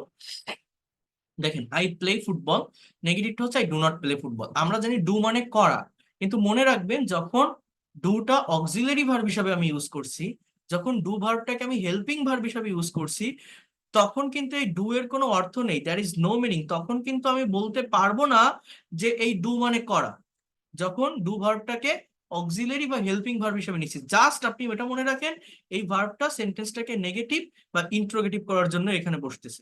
ডু মানে যে করা, সেটা হবে না। ভার্বটা সেন্টেন্সকে নেগেটিভ বা ইন্ট্রোগেটিভ করার জন্য বসতেছে। দে ড্র এ পিকচার, তারা ছবি আঁকে। They don't draw a picture, তারা ছবি আঁকে না। ঠিক আছে, ইউ ইট রাইস, তুমি ভাত খাও। You don't eat rice. I write a letter. I don't write a letter. I sing a song. I don't sing a song. এগুলো আপনারা জানেন। Subject third person singular number হলে ভার্বের সাথে এস বা ইএস বসে, এটা প্রেজেন্ট ইনডিফিনিট টেন্সের নিয়ম। আর নেগেটিভ বা ইন্টারোগেটিভ যদি আমরা করি তখন কিন্তু আমাদের কিসের ব্যবহার হয়? তখন আমাদের ডাজের ব্যবহার হয়। আর যখন ডাজের ব্যবহার হয় তখন ওই মেইন ভার্বের সাথে যে এস বা ইএস ওইটা আর থাকে না। যেমন শি সিংস আ সং, সে একটা গান গায়। She doesn't sing a song. Rahim draws a picture, Rahim একটা ছবি আঁকে। Rahim does not draw a picture, Rahim ছবি আঁকে না। It has a red colour, it doesn't have a red colour. এই কথাটা কি কেউ বোঝেন? বা এইটা কেউ কি মানে কি বলবো, ধরতে পারেন, আইডেন্টিফাই করতে পারেন এটা কেন এমন হয়? এই যে ইট has a red colour, it doesn't have a red colour, এইটার রিজনটা কি, কারণটা কি? আমি এখানে তো না হয় বসালাম যে ড্রস আ পিকচার, এই এস আছে। এই ডাজ যখন বসাচ্ছি, ডাজ মানে কি ডু এর সাথে এস বা ইএসটা আমার বসে যাচ্ছে। তো যখন আমি ডাজ বসাচ্ছি তখন এই ড্রসটার কিন্তু হচ্ছে না, আমার এটা প্রেজেন্ট ফর্মে চলে আসছে। এখন ইট হ্যাজ আ রেড কালার, এখানে হ্যাজই বা কেন হলো, বা এখানে ডাজেন্ট হ্যাভই বা কেন হলো? এই জিনিসগুলো কেউ আইডেন্টিফাই করতে পারেন বা এই জিনিসগুলো কেউ ধরতে পারেন? আমাদের অনেকের এই জায়গাটায় কিন্তু কনফিউশন থাকে, বা আমরা অনেকে এই জায়গাটা নিয়ে আহ অনেক ধরনের প্রবলেম ফেস করি। বাট এইটা কেন হয়? হ্যাঁ, কি বললাম বলেন তো? ইট হ্যাজ আ রেড কালার, এটা লাল রং আছে। It doesn't have a red colour, এটার লাল রং নেই। এই ডাজেন্ট হ্যাভটা কেন হলো, এটা আমি আপনাদেরকে একটু বুঝাবো। এখন এরপর আর একটু দেখি আমরা, দেখেন করিম ড্রাইভস আ কার, করিম একটা গাড়ি চালায়। করিম ডাজেন্ট ড্রাইভ আ কার, করিম গাড়ি চালায় না। করিম ডাজেন্ট ড্রাইভ আ কার, করিম গাড়ি চালায় না। এরপর কি আছে দেখেন, একটু বোঝার চেষ্টা করেন দেখি, এটা কি মোছা যায় না? হ্যাঁ, তো করিম ডাজেন্ট ড্রাইভ আ কার। এরপর দেখেন কি বলছি, কথাটা বোঝেন। যখন আপনি ইন্ট্রোগেটিভ করবেন, ডু ভার্বটা সাবজেক্টের আগে নিয়ে আসবেন কিন্তু, যেমন I play football, do I play football, they draw a picture, do they draw a picture. অর্থাৎ তারা কি ছবি আঁকে? জাস্ট ডু এর কোনো মানে নেই, ডু মানে যে করা এই অর্থ কিন্তু দিবে না, এই ড্র মানে আঁকা এইটাই অর্থ দিবে। ডুটা বসবে শুধুমাত্র এতটুকুই প্রশ্ন করার জন্য, ইন্ট্রোগেটিভ করার জন্য, আর কিছুই না। হ্যাঁ, তাহলে you eat rice, do you eat rice, I write a letter, do I write a letter. হ্যাঁ, he plays football, does he play football, she sings a song, does she sing a song. হ্যাঁ, এটা এই নোটটা হবে না। Rahim draws a picture, does Rahim draw a picture. It has a red colour, does it have a red colour. এইটা কেন হয়? এই জিনিসটার কথা আমি আপনাদেরকে মূলত বলছিলাম এর আগের সেন্টেন্সটাতেও। করিম drives A car, does Karim drive a কার। অর্থাৎ যখন আমি ডাস বসাচ্ছি নেগেটিভ বা ইন্টারোগেটিভ করার জন্য, আমার মেইন ভার্বের সাথে কিন্তু ওই এস বা ইএসটা আর থাকবে না।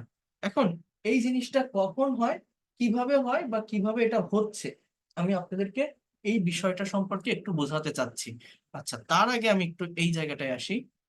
পাস্ট টেন্সের ক্ষেত্রে মূলত কি হয় দেখেন, পাস্ট ইনডিফিনিট টেন্সের অ্যাফার্মেটিভ যে সেন্টেন্স, এটার স্ট্রাকচারটা কি, আগে এইটা একটু নিতে হবে। পাস্ট ইনডিফিনিট টেন্সের অ্যাফার্মেটিভ সেন্টেন্সের স্ট্রাকচার হচ্ছে সাবজেক্ট প্লাস ভার্বের পাস্ট ফর্ম, অর্থাৎ V two. Subject plus V two, ভার্বের পাস্ট ফর্ম প্লাস অবজেক্ট। যখন আপনি নেগেটিভ করছেন বা ইন্ট্রোগেটিভ করছেন, তখন কিন্তু আপনার ডিডের ব্যবহার করতে হবে, ডিড অ্যাজ অক্সিলারি ভার্ব। আর যখন আপনি ডিডের ব্যবহার করছেন, মেইন ভার্বটা, আবার বলছি, যখন আপনি ডিডের ব্যবহার করছেন, তখন কিন্তু ওই মেইন ভার্বটা প্রেজেন্ট ফর্মে চলে আসবে আর পাস্ট ফর্মে থাকবে না, সেটা ইন্ট্রোগেটিভে হোক বা যেটা বললাম আমার নেগেটিভ সেন্টেন্স করার ক্ষেত্রে হোক। তো এই বিষয়টাকে আমাদের কিন্তু একটু মেনটেন করতে হবে যখন আমি পাস্ট টেন্সের সেন্টেন্স গুলো করবো। এখন দেখেন, এখানে বলছে আই প্লেড ফুটবল, আমি ফুটবল খেলেছিলাম। নেগেটিভটা কি?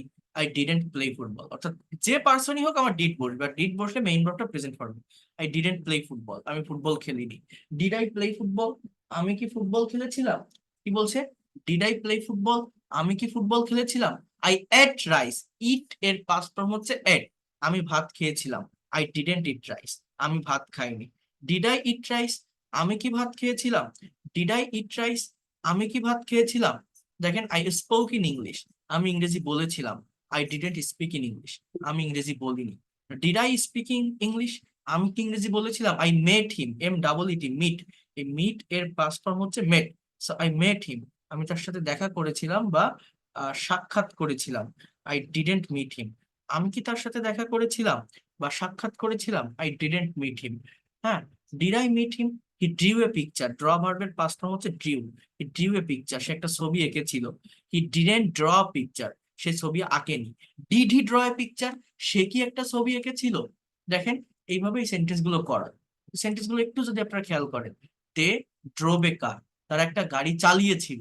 সাবজেক্টের পর ভার্বের পাস্ট ফর্ম, আমাদের ভাঙতে হবে একটা সেন্টেন্সকে কতগুলো ওয়েতে, কত সেন্সে, কত ফর্মে একটা কথাকে বলতে পারি বা ভাঙতে পারি। দে ড্রোভ এ কার, তারা গাড়ি চালিয়েছিল। দে ডিডেন্ট ড্রাইভ এ কার, তারা গাড়ি চালায়নি।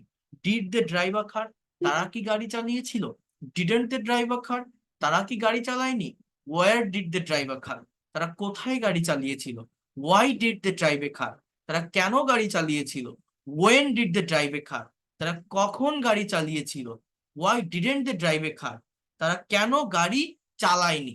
অর্থাৎ এই যে বাংলাগুলো আমি বললাম, এটা কি আপনারা বলতে পারবেন?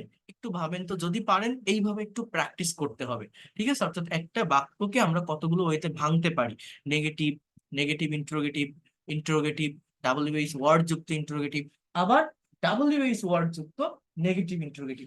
এই সেন্টেন্স গুলো আমরা তৈরি করতে পারি কিনা, এই সেন্টেন্স গুলো আমরা লিখতে পারি কিনা, এই জায়গাটায় আমার আসতে হবে, আমাকে বুঝতে হবে। আচ্ছা, এইবার যে বিষয়টা আমি দেখাবো আপনাদেরকে, সেটা হচ্ছে, ট্রাই টু আন্ডারস্ট্যান্ড হিয়ার।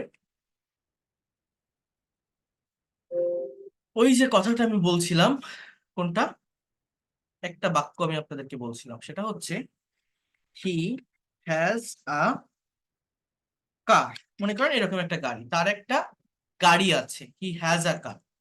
এইটার নেগেটিভ কি হবে?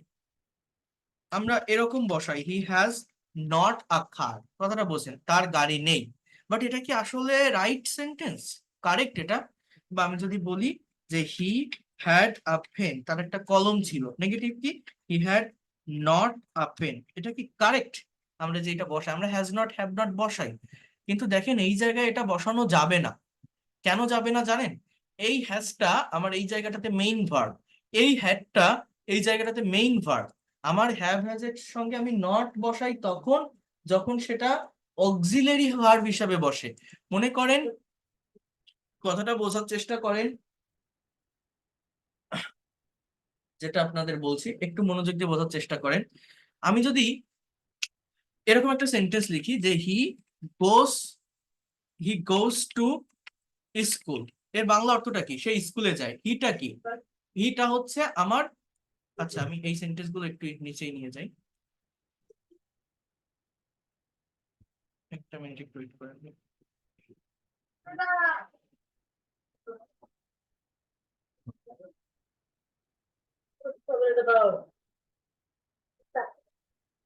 দেখেন, বোঝার চেষ্টা করেন। আমি যদি এই সেন্টেন্স গুলো, আমি আগে কোথায় যেন ভার্বের ফর্ম লিখছিলাম, সেখানে একটু নিয়ে যাই। এই যে যে জায়গাটাতে আপনাদের ভার্বের ফর্ম গুলো লিখেছিলাম বা দেখিয়েছিলাম, এই জায়গায় যদি আমি একটু এগুলো লিখি, আমার কথাটা একটু বোঝেন। মনে করেন আমি যদি এরকম বলি যে হি হ্যাজ আ কার, তার একটা গাড়ি আছে, আমি নেগেটিভটা যদি এরকম বসাই যে হি হ্যাজ নট এ কার, এটা কি আমাদের কারেক্ট সেন্টেন্স হবে? এইটা আমি আপনাদেরকে বলছি। তো আমি যদি এরকম একটা বাক্য বলি, হি গোজ টু স্কুল, সে স্কুলে যায়, আপনি কি এটা নেগেটিভ এইভাবে করেন যে হি গোজ নট টু স্কুল? এইভাবে কি আপনি এটাকে নেগেটিভ করেন, হি গোজ নট টু স্কুল? ভেবে দেখেন তো, এইভাবে কিন্তু নেগেটিভ আমরা করি না। আমরা এটা নেগেটিভ কি করি, he goes to school, he doesn't go to school, does not go, অর্থাৎ ডাজটা কি থার্ড পারসন ফর্ম, গোজটা কি থার্ড পারসন ফর্ম। তো দুটো থার্ড পারসন ফর্ম পাশাপাশি বসতে পারে না। হি doesn't go two, he doesn't go to school, S T H double L, দুটো থার্ড পারসন ফর্ম পাশাপাশি বসতে পারে না। হ্যাঁ, অর্থাৎ ডাজ বসালে আমরা জানি যে মেইন ভার্বটা বেস ফর্মে চলে আসবে। মানে কি, কথাটা বোঝেন, এই যে ডাজ এটা হচ্ছে ভি5, এটা হচ্ছে ভি5। আবার এই যে গো ভার্বটা কোথায় ছিল, এই যে গো, এটাও কি ভি5। তো যখনই আমি ডাজ বসাচ্ছি, গোসটা কেন বসছে, সাবজেক্ট যদি থার্ড পারসন সিঙ্গুলার নাম্বার হয় প্রেজেন্ট ইনডিফিনিট টেন্সে, তাহলে এই গোসটা বসে বা বসছে। তো যদি আমার এই গোসটা বসে, তখন আমি যখন নেগেটিভ করছি আমি ডাজ বসাচ্ছি, ডাজ বসালে এই গোসটা গো হয়ে যাচ্ছে, অর্থাৎ প্রেজেন্ট ফর্মে চলে আসছে। কথাটা বোঝেন? এখন আমি যদি এই সেন্টেন্সটা বলি যে হি হ্যাজ এ কার, এই হ্যাজটা কেন বসলো, হি থাকার কারণে। কারণ কি, এই হ্যাবের যে থার্ড পারসন ফর্ম সেটা কিন্তু হ্যাজ, হ্যাবের থার্ড পারসন ফর্ম আমরা subject third person singular number হলে ভার্বের সাথে এস বা ইএস বসে বলে হ্যাভ একটা ভার্ব, আমি কি এটা থার্ড পারসন হিসেবে এরকম হ্যাভস বসাতে পারবো? মানে এই জায়গাটাতে আমি হ্যাজ না বসায় কি আমি এই হ্যাভস লিখবো? না, এটা কিন্তু কোনো ভার্বের ফর্ম না, হ্যাভস এটা এটা কোনো ভার্বের ফর্ম না। তো আমার এই জিনিসটা বুঝতে হবে, হ্যাবের থার্ড পারসন হচ্ছে হ্যাজ। তো যখন আমি হ্যাজ বসালাম, হি হ্যাজ আ কার, এটা কোন টেন্স, আমাকে আগে এই জিনিসটা বুঝতে হবে, প্রেজেন্ট ইনডেফিনিট টেন্স। তো প্রেজেন্ট ইনডেফিনিট টেন্স আমি তো আর এই হ্যাজটা মেইন ভার্ব, মেইন ভার্বের সাথে তার নট বসাতে পারবো না। এটা নিয়ম না, আমার নিয়ম হচ্ছে ডু ডাজের ব্যবহার করে সেন্টেন্সটাকে নেগেটিভ বা ইন্ট্রোগেটিভ করতে হবে। তাহলে আমি যখন এটাকে নেগেটিভ করব, আমার ডাজের ব্যবহার করতে হবে, হি ডাজেন্ট। আর যখন আমি ডাজ বসাবো, দেখেন এই ডাজও থার্ড পারসন ফর্ম, এই হ্যাজও থার্ড পারসন ফর্ম। তো যখন আমি ডাজ বসাবো, আমার এই থার্ড পারসন ফর্মটা কিন্তু প্রেজেন্ট ফর্মে চলে যাবে। অর্থাৎ আমি যখন ডাজ বসাবো, আমার এই হ্যাজ আর থাকবে না, এটা হ্যাভ হয়ে যাবে। অর্থাৎ হি ডাজেন্ট হ্যাভ আ কার। বিষয়টা বুঝতে পারছেন কিনা? He has a car, negative he doesn't have a car, not he has not a car, এরকম হবে না। মেইন ভার্বের সাথে নট বসবে না, এ ভুল সেন্টেন্স এটা, ঠিক আছে? এটা মনে রাখবেন। হ্যাজ নট হ্যাভ নট আমরা বসাই যখন হ্যাজ হ্যাভ বা হ্যাড অক্সিলারি ভার্ব থাকে, বাট এটা তো অক্সিলারি না। দেখেন হি হ্যাড আ পেন, তার একটা কলম আছে, he had not a pen হবে না। আমি যদি বলি, কই গেল, এই যে হি হ্যাড আ পেন, আমি যখন এটা নেগেটিভ করব, হি আমার ডিডের ব্যবহার করতে হবে, এটা পাস্ট ইনডিফিনিট টেন্স, সাবজেক্টের পর এই হ্যাভ এর পাস্ট ফর্ম কি হ্যাড। আবার এই যে ডু, এর পাস্ট ফর্ম কি ডিড। তো যখন নেগেটিভ বা ইন্টারোগেটিভের জন্য আমি ডিড বসাচ্ছি, আবার হ্যাডও পাস্ট ফর্ম, ডিডও পাস্ট ফর্ম, পরপর দুটো পাস্ট ফর্মের ভার্ব বসতে পারে না। আমি ডিড বসালে এই হ্যাডটা প্রেজেন্ট ফর্মে চলে আসবে, অর্থাৎ হ্যাভ হয়ে যাবে। তো he had a car, he didn't have a car. তার গাড়ি ছিল, তার গাড়ি ছিল না, আমার কিন্তু ডিডেন্ট হ্যাভ হবে। তার গাড়ি ছিল, তার গাড়ি ছিল না। হি হ্যাড নট এ কার এরকম হবে না। হ্যাভ নট মানে হ্যাজ নট আমরা কখন বসাই বা হ্যাড নট কখন বসাই। আমি যদি এরকম একটা সেন্টেন্স বলতাম আপনাকে, for example he has finished his work, সে তার কাজ সম্পন্ন করেছে, এই যে একটা বাক্য লিখলাম, এটা প্রেজেন্ট ইনডিফিনিট না, এটা পাস্ট ইনডিফিনিট না, এটা প্রেজেন্ট পারফেক্ট টেন্সের একটা সেন্টেন্স। এই ফিনিশড শব্দটা মেইন ভার্ব, হ্যাজটা অক্সিলারি ভার্ব। তো এই সেন্টেন্সটাকে আমি যদি নেগেটিভ করতে চাই, তখন আমি কিন্তু এটা বলতে পারি যে হি হ্যাজেন্ট বা হি has not, he hasn't finished his work, অর্থাৎ বাংলাটা কি, যে সে তার কাজ সম্পন্ন করেনি। হ্যাজেন্ট বা has not finished his work, সে তার কাজ সম্পন্ন করেনি, কারণ কি এটা অক্সিলারি ভার্ব। কিন্তু এই জায়গায় হি হ্যাজ এ কার, এখানে আমি হ্যাজ নট বসাবো না, কারণ এটা অক্সিলারি না, এটা মেইন ভার্ব, এটা প্রেজেন্ট ইনডিফিনিট। প্রেজেন্ট ইনডিফিনিট টেন্সের সেন্টেন্সকে নেগেটিভ বা ইন্ট্রোগেটিভ করে নিয়েও ডাজ এর ব্যবহার করা, subject third person singular number হলে। আর ডাজ ব্যবহার করলে হ্যাজটা থার্ড পারসন ফর্ম, ডাজও থার্ড পারসন ফর্ম, দুটো থার্ড পারসন ফর্ম পাশাপাশি বসবে না। আমি ডাজ ব্যবহার করলে হ্যাজ এর প্রেজেন্ট ফর্ম বা রুট ফর্ম, বেস ফর্মটা কি হ্যাভ, এই হ্যাভ হয়ে যাবে, মেইন ভার্বে চলে আসবে।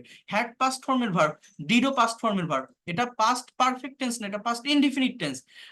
Subject plus V two, have এর পাস্ট ফর্মটা বসছে ভি টু, তো যখন আপনি নেগেটিভ করবো আমার ডিডের ব্যবহার করতে হবে, হি হ্যাড নট এ কার বলতে পারবো না। আমি যদি বলি যে আমি একটা কলম কিনেছিলাম, আই বট এ পেন, আমি কি নেগেটিভ এরকম বলি I bought not a pen? না, আমি কি বলি I didn't buy a pen. So আমি didn't have a car, had এর প্রেজেন্ট ফর্ম কি হ্যাভ, তো ডিড বসালে মেইন ভার্বটা প্রেজেন্ট ফর্মে চলে আসবে। আমাকে এই জিনিসটা বুঝতে হবে, হ্যাড নট কখন বসাবো। আমি যদি এরকম একটা সেন্টেন্স বলতাম যে হি হ্যাড প্লেড ক্রিকেট, এর বাংলা অর্থটা হচ্ছে সে ক্রিকেট খেলেছিল, এইটা আমি নেগেটিভ করতে পারি he had not played cricket, সে ক্রিকেট খেলেনি। অর্থাৎ এই হ্যাডটা অক্সিলারি ভার্ব, প্লেডটা মেইন ভার্ব, বাট এই যে হ্যাডটা হি হ্যাড এ পেন, এই ছাড়া এখানে আর কোনো ভার্ব নেই, এটা মেইন ভার্ব। তো মেইন ভার্বের সাথে কি নট বসানো যায়, নিয়ম আছে? নেই। তো এই জিনিসটা আপনাদেরকে মূলত আমি বোঝাতে যাচ্ছি, বা আপনাদেরকে মূলত যেটা বলছি এটা বুঝতে হবে।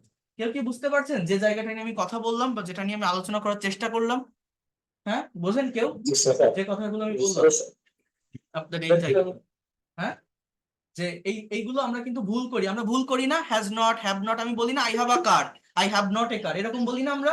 তো এটা বলবো না, ঠিক আছে, আমরা এটা বলবো না। আমরা কি বলবো, আমার যদি এরকম একটা বাক্য থাকে, বলেন তো আমরা কি বলবো, যে আই হ্যাভ আ কার, এই যে বাক্যটা আছে এই বাক্যটার নেগেটিভ কি হবে?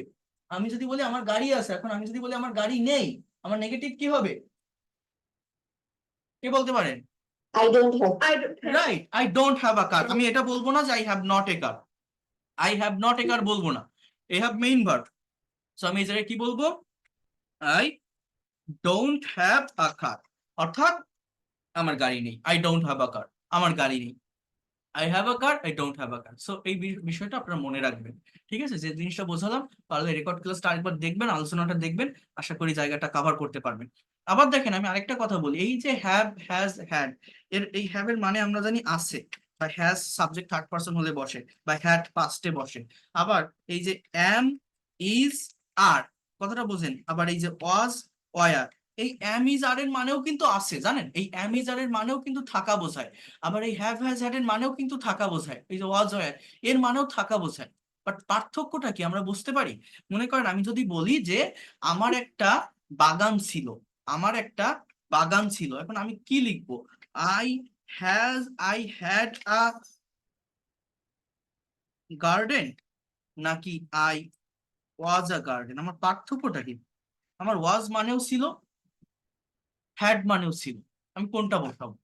তো আমি যদি বলি আমি আহ আমার একটা কুকুর ছিল, কি বলবো, আই ওয়াজ আ ডগ, নাকি আই হ্যাড আ ডগ? বা আমি যদি বলি আমি একজন ডাক্তার ছিলাম, আমি কি বলবো, আই হ্যাড আ ডক্টর, নাকি আই ওয়াজ আ ডগ? কোনটা হবে, এখানে পার্থক্যটা কি? বা এই অ্যামিজারের মানেও থাকা, আমি যদি বলি যে তার এক আমি এখন ঢাকায় আছি, আসি বলছি, বা সে এখন ঢাকায় আছে, সে, তো আমি কি এরকম বলবো যে হি হ্যাজ ইন ঢাকা, নাকি হি ইজ ইন ঢাকা? এই ইজ এর মানেও কিন্তু থাকা, হ্যাজ এর মানেও কিন্তু আছে বা থাকা অবস্থা। যেমন আমি যদি বলি তার একটা বাগান আছে, তাহলে হি ইজ আ গার্ডেন নাকি হি হ্যাজ আ গার্ডেন। পার্থক্যটাকে GRDEN, পার্থক্যটা হচ্ছে আমাদের এই হ্যাভ হ্যাজ হ্যাড এর মানে আছে বা ছিল বোঝায়, যেটা কারো অধিকারে, সাবজেক্টের অধিকারে বা মালিকানায় কোনো কিছু আছে বা ছিল বোঝাতে হ্যাভ হ্যাজ হ্যাড এর ব্যবহার হয়। কি বললাম? সাবজেক্ট এর অধিকার বা মালিকানায় কোনো কিছু আছে বা ছিল বোঝানোর জন্য হ্যাভ হ্যাজ হ্যাড এর ব্যবহার হয়। আর অ্যাম ইজ আর ওয়াজ আর এর মানেও আছে বা ছিল, বাট এটা হচ্ছে সাবজেক্ট নিজে কোনো কিছু আছে বা নিজে কোনো কিছু ছিল। সাবজেক্ট নিজে কোনো কিছু আছে বা নিজে কোনো কিছু ছিল বোঝাতে অ্যাম ইজ আর ওয়াজ আর এর ব্যবহার হয়। আর অধিকার বা মালিকানা, তাহলে আমি যদি বলি আমার একটা বাগান ছিল, I had a garden, had আমার ছিল, আমার অধিকারে ছিল। আমি যদি বলি আই ওয়াজ এ গার্ডেন, এর বাংলা অর্থ এরকম হয়ে যায় আমি একটা বাগান ছিলাম। সাবজেক্ট নিজে কোনো কিছু থাকে এই জায়গাটাতে ওয়াজ এর বসে। তাহলে আমার একটা কুকুর ছিল, আমি যদি বলি আই ওয়াজ এ ডগ, আমরা জানি যে ওয়াজ মানে ছিল, তো আমি যদি বলি আই ওয়াজ এ ডগ, আমার একটা কুকুর ছিল, কথাটা কিন্তু ভুল হয়ে যাবে। কথার উত্তর কি হবে? আমি একটা কুকুর ছিলাম, এরকম হয়ে যাবে। আই ওয়াজ এ ডগ মানে কি? আমি একটা কুকুর ছিলাম। তাহলে আমার একটা কুকুর ছিল কি হবে? I had a dog. আমি একজন ডাক্তার ছিলাম, এখন আমি জানি যে হ্যাড মানে ছিল বোঝায়, তো আমি যদি বলি আই হ্যাড এ ডক্টর, এটা ভুল। এর মানে কি? আমার একজন ডাক্তার ছিল, কারো অধিকারে থাকা, মালিকানায় থাকা, কিন্তু আমি নিজে ছিলাম। সাবজেক্ট নিজে কোনো কিছু ছিল বোঝাতে ওয়াজ এর ব্যবহার, আই ওয়াজ এ ডক্টর, আমি একজন ডক্টর ছিলাম। তাহলে সে ঢাকায় আছে, হি হ্যাজ এ ঢাকা, এরম মানে হি হ্যাজ ঢাকা বলতে তার ঢাকা আছে এরকম একটা মিনিং হয়ে যায়, তো এগুলো হয় না, এটা ভুল সেন্টেন্স। সে ঢাকায় আছে, হি ইজ ইন ঢাকা। এই ইজ এর মানেও কিন্তু থাকা বা হওয়া।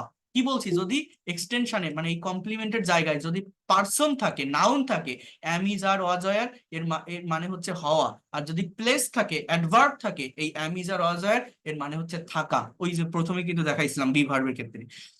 তাহলে হি ইজ আ গার্ডেন এর মানে সে হয় বাগান, এরকম হয়ে যায়। তাহলে তার একটা বাগান আছে, হি হ্যাজ আ গার্ডেন, এটা হচ্ছে আমার কারেক্ট সেন্টেন্স। তাহলে এই জিনিসটা একটু ক্লিয়ার করে নেন যে am is are was wire যার মানে আছে বা ছিল, এটা হচ্ছে সাবজেক্ট নিজে কোনো কিছু ছিল বা সাবজেক্ট নিজে কোনো একটা জায়গায় আছে বা ছিল বোঝায়। আর হ্যাভ হ্যাজ হ্যাড এর মানেও আছে বা ছিল, সাবজেক্টের অধিকারে কোনো কিছু আছে বা সাবজেক্টের মালিকানায় কোনো কিছু ছিল বোঝাতে এই হ্যাভ হ্যাজ হ্যাড এর ব্যবহার হয়। তাহলে যে যে বিষয়গুলো বললাম আপনাদের, এটা আগে একটু ফাংশন গুলো ক্লিয়ার করে নিন। আমি এখন কনভারসেশনের ভিতর মুভ করব, আপনাদের কনভারসেশন দেখাবো যে এই যে বি ভার্ব অর্থাৎ এই যে অ্যাম ইজ আর ওয়াজ আর যেগুলোকে আমরা অক্সিলারি ভার্ব হিসেবে চিনি, এগুলো শুধুমাত্র অক্সিলারি না, এগুলো অন্যান্য সকল মেইন ভার্ব বা ফাইনাইট ভার্বের মতো এদেরও 5টা ফর্ম আছে। এদের বাংলা অর্থ হওয়া বা থাকা, এবং এদের নিজস্ব অর্থ অনুযায়ী এই ভার্ব গুলো যে কোনো টেন্সের স্ট্রাকচারে বসতে পারে। এরা শুধু যে কন্টিনিউয়াস টেন্স গুলোতে বসে বা শুধু শুধু যে অক্সিলারি ভার্ব হিসেবে বসে এরকম না, প্রত্যেকটা ভার্বেরই অর্থ আছে। হ্যাঁ, অন্যান্য ফাইনাইট বা প্রিন্সিপাল ভার্বের মতো এটা বসতে পারে। আরেকটা বিষয় কি বললাম, এই যে সেন্টেন্স গুলো আমরা লিখি যে I have not a car, I have not a pen, he had not a he had not a pen, মানে এই যে have not, has not, had not এগুলো আমরা বসাই, এটা বসানো যাবে না। আমাকে বুঝতে হবে ওই have has had auxiliary verb হিসাবে আছে নাকি মেইন ভার্ব হিসাবে আছে। যদি মেইন ভার্ব হিসাবে থাকে তাহলে কিন্তু আমার এই যে ডু ডাজ ডিড এগুলো দিয়ে করতে হবে। আর যদি অক্সিলারি ভার্ব হিসাবে থাকে, ওর পর আরেকটা মেইন ভার্ব থাকে, অর্থাৎ কোনো পারফেক্ট টেন্স যদি থাকে, প্রেজেন্ট পারফেক্ট বা পাস্ট পারফেক্ট, তাহলে আমি হ্যাভ হ্যাজ হ্যাড নট বসাতে পারি। বাট মেইন ভার্ব হিসাবে থাকলে, ইনডিফিনিট টেন্সের ভিতর থাকলে, কি বলছি, এই এই যে ডু মানে করা, কিন্তু করা শব্দটা তখনই প্রকাশ পাবে যখন এই ডুটা মেইন ভার্ব হিসাবে বসবে।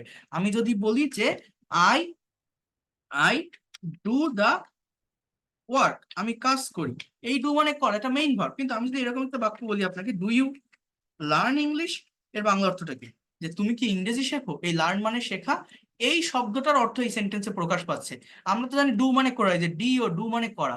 এখন এই সম্পূর্ণ বাক্যের ভিতরে ডু নামের একটা শব্দ আছে, বাট এই ডু নামের যে শব্দটার যে বাংলা অর্থ, সেই অর্থটাকে এই সম্পূর্ণ বাক্যে কোথাও প্রকাশ পাচ্ছে।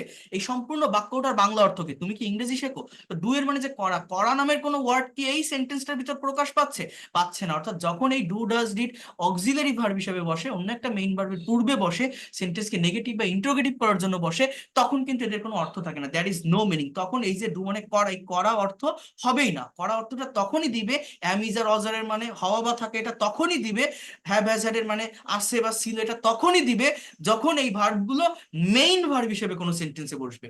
অক্সিলারি ভার্ব হিসেবে বসলে এদের অর্থ দেয় না। অক্সিলারি ভার্ব হিসেবে এরা মূলত সেন্টেন্সকে নেগেটিভ বা ইন্ট্রোগেটিভ করার জন্য ব্যবহৃত হয়ে থাকে বা কাজ করে থাকে। সেখানে যে আরেকটা মেইন ভার্ব থাকে সেইটাই অর্থ দেয়।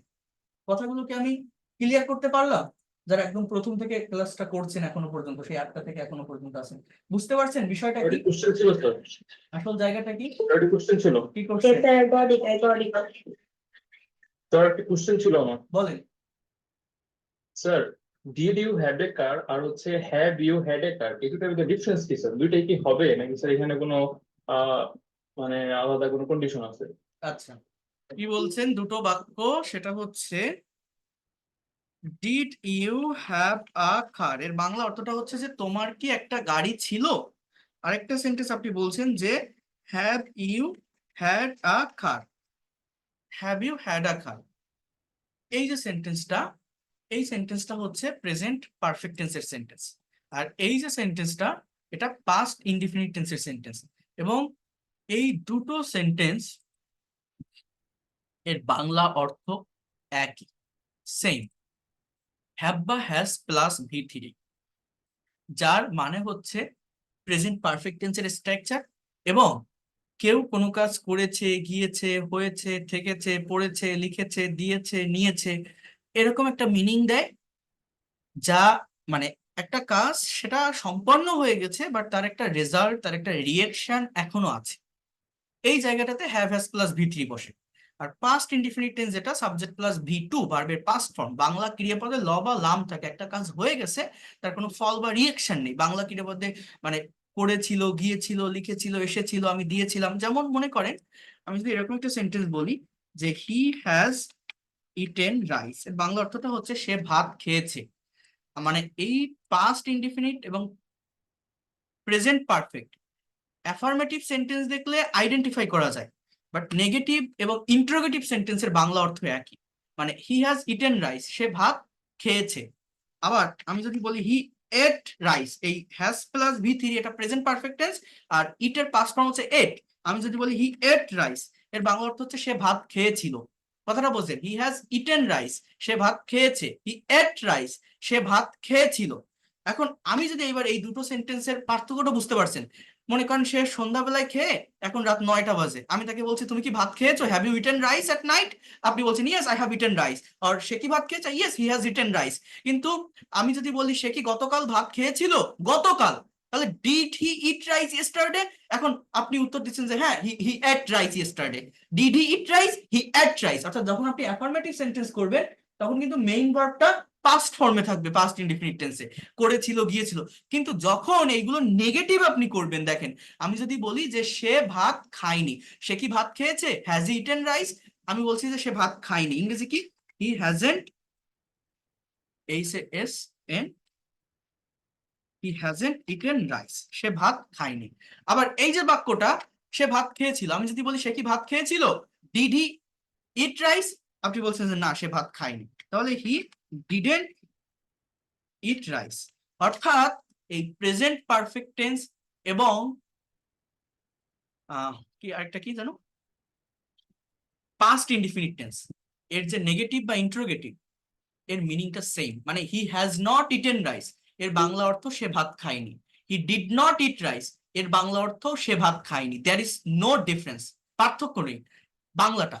কিন্তু এই দুটো পার্থক্য বোঝা যায় যে সে ভাত খেয়েছিল, সরি সে ভাত খেয়েছে, হি হ্যাজ ইটেন রাইস, সে ভাত খেয়েছিল, হি এট রাইস।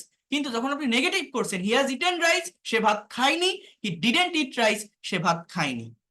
কথাটা কি কেউ বুঝতে পারছেন? এই এই এই যে কোশ্চেনটা উনি করছিল, এই কোশ্চেনটাও ঠিক সেম।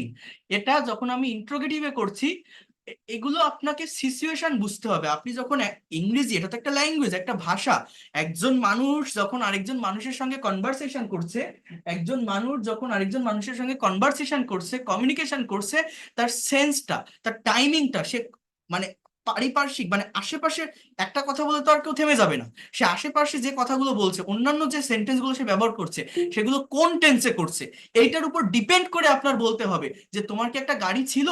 যদি আপনি মনে করেন এটা আপনি তাকে অনেক আগের কথা মেনশন করছেন যে did you have a car, তাহলে আপনি এই কথাটা বলতে পারেন did you have a car. But যদি রিসেন্টলি কেউ কোনো গাড়ি কিনে থাকে, হঠাৎ করে বিক্রি করে দিছে, তখন আপনি বলতে পারেন যে হ্যাভ ইউ হ্যাড আ কার, তোমার একটা গাড়ি ছিল, তোমার গাড়ি ছিল, হ্যাভ ইউ হ্যাড আ কার। একই মিনিং, বাট এটা আপনার উপর ডিপেন্ড করবে যে আপনি ঠিক কোন সিচুয়েশনটাকে মেনটেন করতে চাচ্ছেন, আপনার টাইমের ডিফারেন্সটা কেমন। যদি তাকে অনেক আগের কথা আপনি তাকে মেনশন করতে চান, তখন আপনি ডিড ইউ হ্যাভ বলতে পারেন। যদি রিসেন্টলি কোনো একটা কাজের কথা আপনি মেনশন করতে চান যেটা কমপ্লিট অলরেডি, বাট তার একটা ফল বা রেশ থেকে গেছে, একটা রিয়েকশন থেকে গেছে, তখন হ্যাভ ইউ হ্যাড ব্যবহার করতে পারেন। আমি জানি না আপনাদেরকে বোঝাতে পারলাম কিনা, কেউ কি বুঝতে পারছেন বিষয়টা? কে কোশ্চেন করছিল, বুঝতে পারছেন? একটা থ্যাংক ইউ স্যার, একটা ক্লিয়ার পাস্ট, হয়েছে। একটা পাস্ট ইনডিফিনিট, একটা প্রেজেন্ট পারফেক্ট। দেখেন আমার কাছে কোশ্চেন করলে কেউ ফিরবেন না, আমার ততটুকু ক্যাপাবিলিটি, ততটুকু অ্যাবিলিটি আমার আছে, আমি সেইভাবে প্রত্যেকটা স্টুডেন্টকে আমি শিখাতে পারি, বোঝাতে পারি এবং আমি বোঝাই। আমি এতটুকু বলতে পারি, আমার কাছে যারা পড়ে, আমার কাছে যারা কোর্স করে, যদি রেগুলারিটি মেনটেন করে থাকে, আমার অধীনে থাকে, সে খুব কম সময়ের ভিতর এক্সপার্ট এবং ফ্লুয়েন্ট হয়ে বের হয়। আমি তাকে এক্সপার্ট করি, এর কোনো ব্যত্যয় ঘটে না, ঘটবেও না, যদি না আপনি ক্লাস মিস করেন, যদি না আপনি গ্যাপ দেন। কারণ আপনি কাজ না করলে তো আমি আপনার গালে উঠাই দিতে পারবো না। এই যে এখানে আজকে কম মানুষ আছেন, 116 জনের মতো আসেন, কারণ আমার বেশিরভাগ সব পেইড কোর্সে চলে আসছে। 142 জনের মতো পেইড কোর্সে অলরেডি ভর্তি হয়ে গেছে। তো বেশিরভাগ পেইড কোর্সে চলে গেছে। তো আপনারা এখানে যারা এখন আছেন, আহ, এই যে আমি আনমিউট করে দিছি, আপনারা কোশ্চেন করার সুযোগ পেয়েছেন, আমি উত্তরটা দিলাম। কোশ্চেনটা উনি করছে ঠিক আছে, বাট এই কনফিউশন কিন্তু আরো অনেকেরই ছিল এই জায়গাটা নিয়ে। বাট এই যে জায়গাটা আমি ক্লিয়ার করলাম, একসঙ্গে কিন্তু সবার ক্লিয়ার হলো, হলো না? তো এইটা হচ্ছে আমার ওই পেইড কোর্সের বেনিফিট। এই ফ্রি ক্লাস আমি নিচ্ছি, এটা ওয়ান ওয়ে কমিউনিকেশন হয়ে যায়, যেটা আমি বারবার বলি। আমি পড়াচ্ছি, আপনাদের মিউট করে রাখছি, কারণ আনমিউট করে রাখলে একসঙ্গে সবাই কথা বলে ওঠে। আমি মিউট করে রাখছি, আপনারা ই করছেন, মানে শুধু দেখেই যাচ্ছেন। আপনাদের মনে অনেক কোশ্চেন থাকতে পারে, সেটা আপনি করতে পারছেন না ইনস্ট্যান্টলি আমার কাছে। বাট যারা পেইড কোর্সে আসে, সেখানে অনেক স্টুডেন্ট ভর্তি হলো, আমি কিন্তু ভেঙে ভেঙে ভাগ ভাগ করে ক্লাস নিই, 1-to-1 সেশন নিই, 10 জনের সেশন নিই, 30 জনের সেশন নিই, যাতে করে একটা স্টুডেন্ট কতটুকু ডেভেলপ করলো, প্রত্যেকটা স্টুডেন্টকে আমি 1-to-1 গাইডলাইন করে তাদেরকে আমি শেখানোর চেষ্টা করি, যাতে করে তার কোনো কোশ্চেন থাকলে আমি ইনস্ট্যান্টলি উত্তর দিতে পারি, সে প্র্যাকটিস করার সুযোগ পায়, ল্যাঙ্গুয়েজ ক্লাব থাকে, স্পিকিং করতে পারে, সেখানে ভুলটা হলে আমি ধরাই দিই। তো এই যে পেইড কোর্সের কথা বারবার যেটা আমি বলেছি, এইটার বেনিফিট হচ্ছে এই এই কেবলই আপনারা সেটার একটা রেজাল্ট পেলেন। এই যে একজন কোশ্চেন করলো, পেইড কোর্সে এরকম স্টুডেন্ট কম থাকে, কম থাকলে ভালো একটা ওয়েল এনভায়রনমেন্টে ক্লাস নেওয়া যায়, কারো কোনো কোশ্চেন থাকলে আমি উত্তর দিতে পারি, এবং এইটা সব থেকে বেশি ইন্টারেক্টিভ হয়। ইংরেজি একটা ভাষা, একটা ল্যাঙ্গুয়েজ, এটাতে আপনি যদি কোশ্চেন করতে না পারেন, আপনি যদি ইনস্ট্যান্টলি কথা বলতে না পারেন, একটা মেন্টরের অধীনে যদি আপনি না আসতে পারেন, আপনি বিশ্বাস করেন, আজকে আমার কাছে ক্লাস করে যাচ্ছেন, কালকে হয়তো ইউটিউব চ্যানেলে একটা ক্লাস দেখবেন, পরের দিন হয়তো ফেসবুক পেজে একটা ক্লাস দেখবেন। একটা টিচার যত ভালো ক্লাস নিক না কেন, এই বিভিন্ন জায়গা থেকে দেখতে থাকলে আপনি 1000টা ক্লাস করেন বা দেখেন, কোনো লাভ হবে না যদি না আপনার ব্রেন দিয়ে আপনি আইডিয়া জেনারেট করতে না পারেন, আপনার মুখ দিয়ে আপনি কথা বের করতে না পারেন, যদি না একটা গাইডলাইনের মধ্যে থেকে আপনি শুরু এবং শেষটা বুঝতে না পারেন। ভাষাটা শিখতে গেলে আপনাকে বুঝতে হবে আমি কোন জায়গা থেকে শুরু করব, কোথায় শেষ করব, কোন টপিকের সাথে কোন টপিক কানেক্টেড, কোন টপিকের সাথে কোন টপিক রিলেটেড, কোনটার পর কোনটা পড়লে আমি ডে বাই ডে বা দ্রুত আমি আমার ডেভেলপমেন্টটা নিতে পারবো। ওই পেইড কোর্সের বেনিফিট হচ্ছে ওইটাই। আপনি যদি ওয়ার্ড না পারেন, সেন্টেন্স পারবেন না, সেন্টেন্স না পারলে টেন্স পারবেন না, টেন্স না পারলে ভয়েস পারবেন না। একটার সাথে একটা টপিক কানেক্টেড থাকে এই ভাষায়, সেই কানেকশনটা যদি বুঝতে না পারেন এবং সেইভাবে যদি এগোতে না পারেন, আপনি নিজেকে প্রশ্ন করে দেখেন, যারা বিভিন্ন জায়গা থেকে ইংরেজি শিখছেন, আপনার দিন মাস বছর যেতে থাকবে, আপনাকেও শিখে যেতে হবে, শেষ নামাতে পারবেন না। এটা হচ্ছে সব থেকে বড় সত্য কথা। নিজের ভিতরে আপনি শিখছেন, অনেক কিছু শিখে গেছেন, অনেকেই দেখবেন শিখে যাওয়ার পরেও নিজের ভিতরে ওই কনফিডেন্টটা পায় না যে না, আমি এখন পুরোপুরি ইংরেজিটা পারি, আমি প্রফেশনাল, আমি এক্সপার্ট, আমার এই ল্যাঙ্গুয়েজটা একটা অ্যাসেট হিসাবে আছে, আমার নেক্সট জেনারেশনকে আমি শেখাতে পারবো। এই কনফিডেন্টটা তখনই আসে যখন একটা মেন্টরের অধীনে থেকে সমস্ত ভুল, সমস্ত কনফিউশনটাকে সলভ করে নেওয়া যায়, এবং গোছানো পদ্ধতিতে আমি সম্পূর্ণ ল্যাঙ্গুয়েজটাকে নিজের একটা অ্যাসেট হিসেবে যখন আমি নিতে পারি। এই যে যারা পেইড কোর্সে জয়েন করে গেছে, অলরেডি একটা ক্লাস হয়ে গেছে সেখানে, তারা বুঝতে পারছে। গতকাল যে পেইড কোর্সের প্রিমিয়াম যে ফার্স্ট ক্লাসটা নিয়েছিলাম, ওই ক্লাসে আমি একটা আউটলাইন দিয়েছিলাম, ওটা একটা ইন্ট্রোডাক্টরি ক্লাস ছিল, যে কিভাবে আমরা শিখবো, কোন জায়গাগুলোতে আমাকে ফোকাস করতে হবে, এবং প্রোনাউন্সিয়েশনের উপর একটা ক্লাসও তাদের ছিল।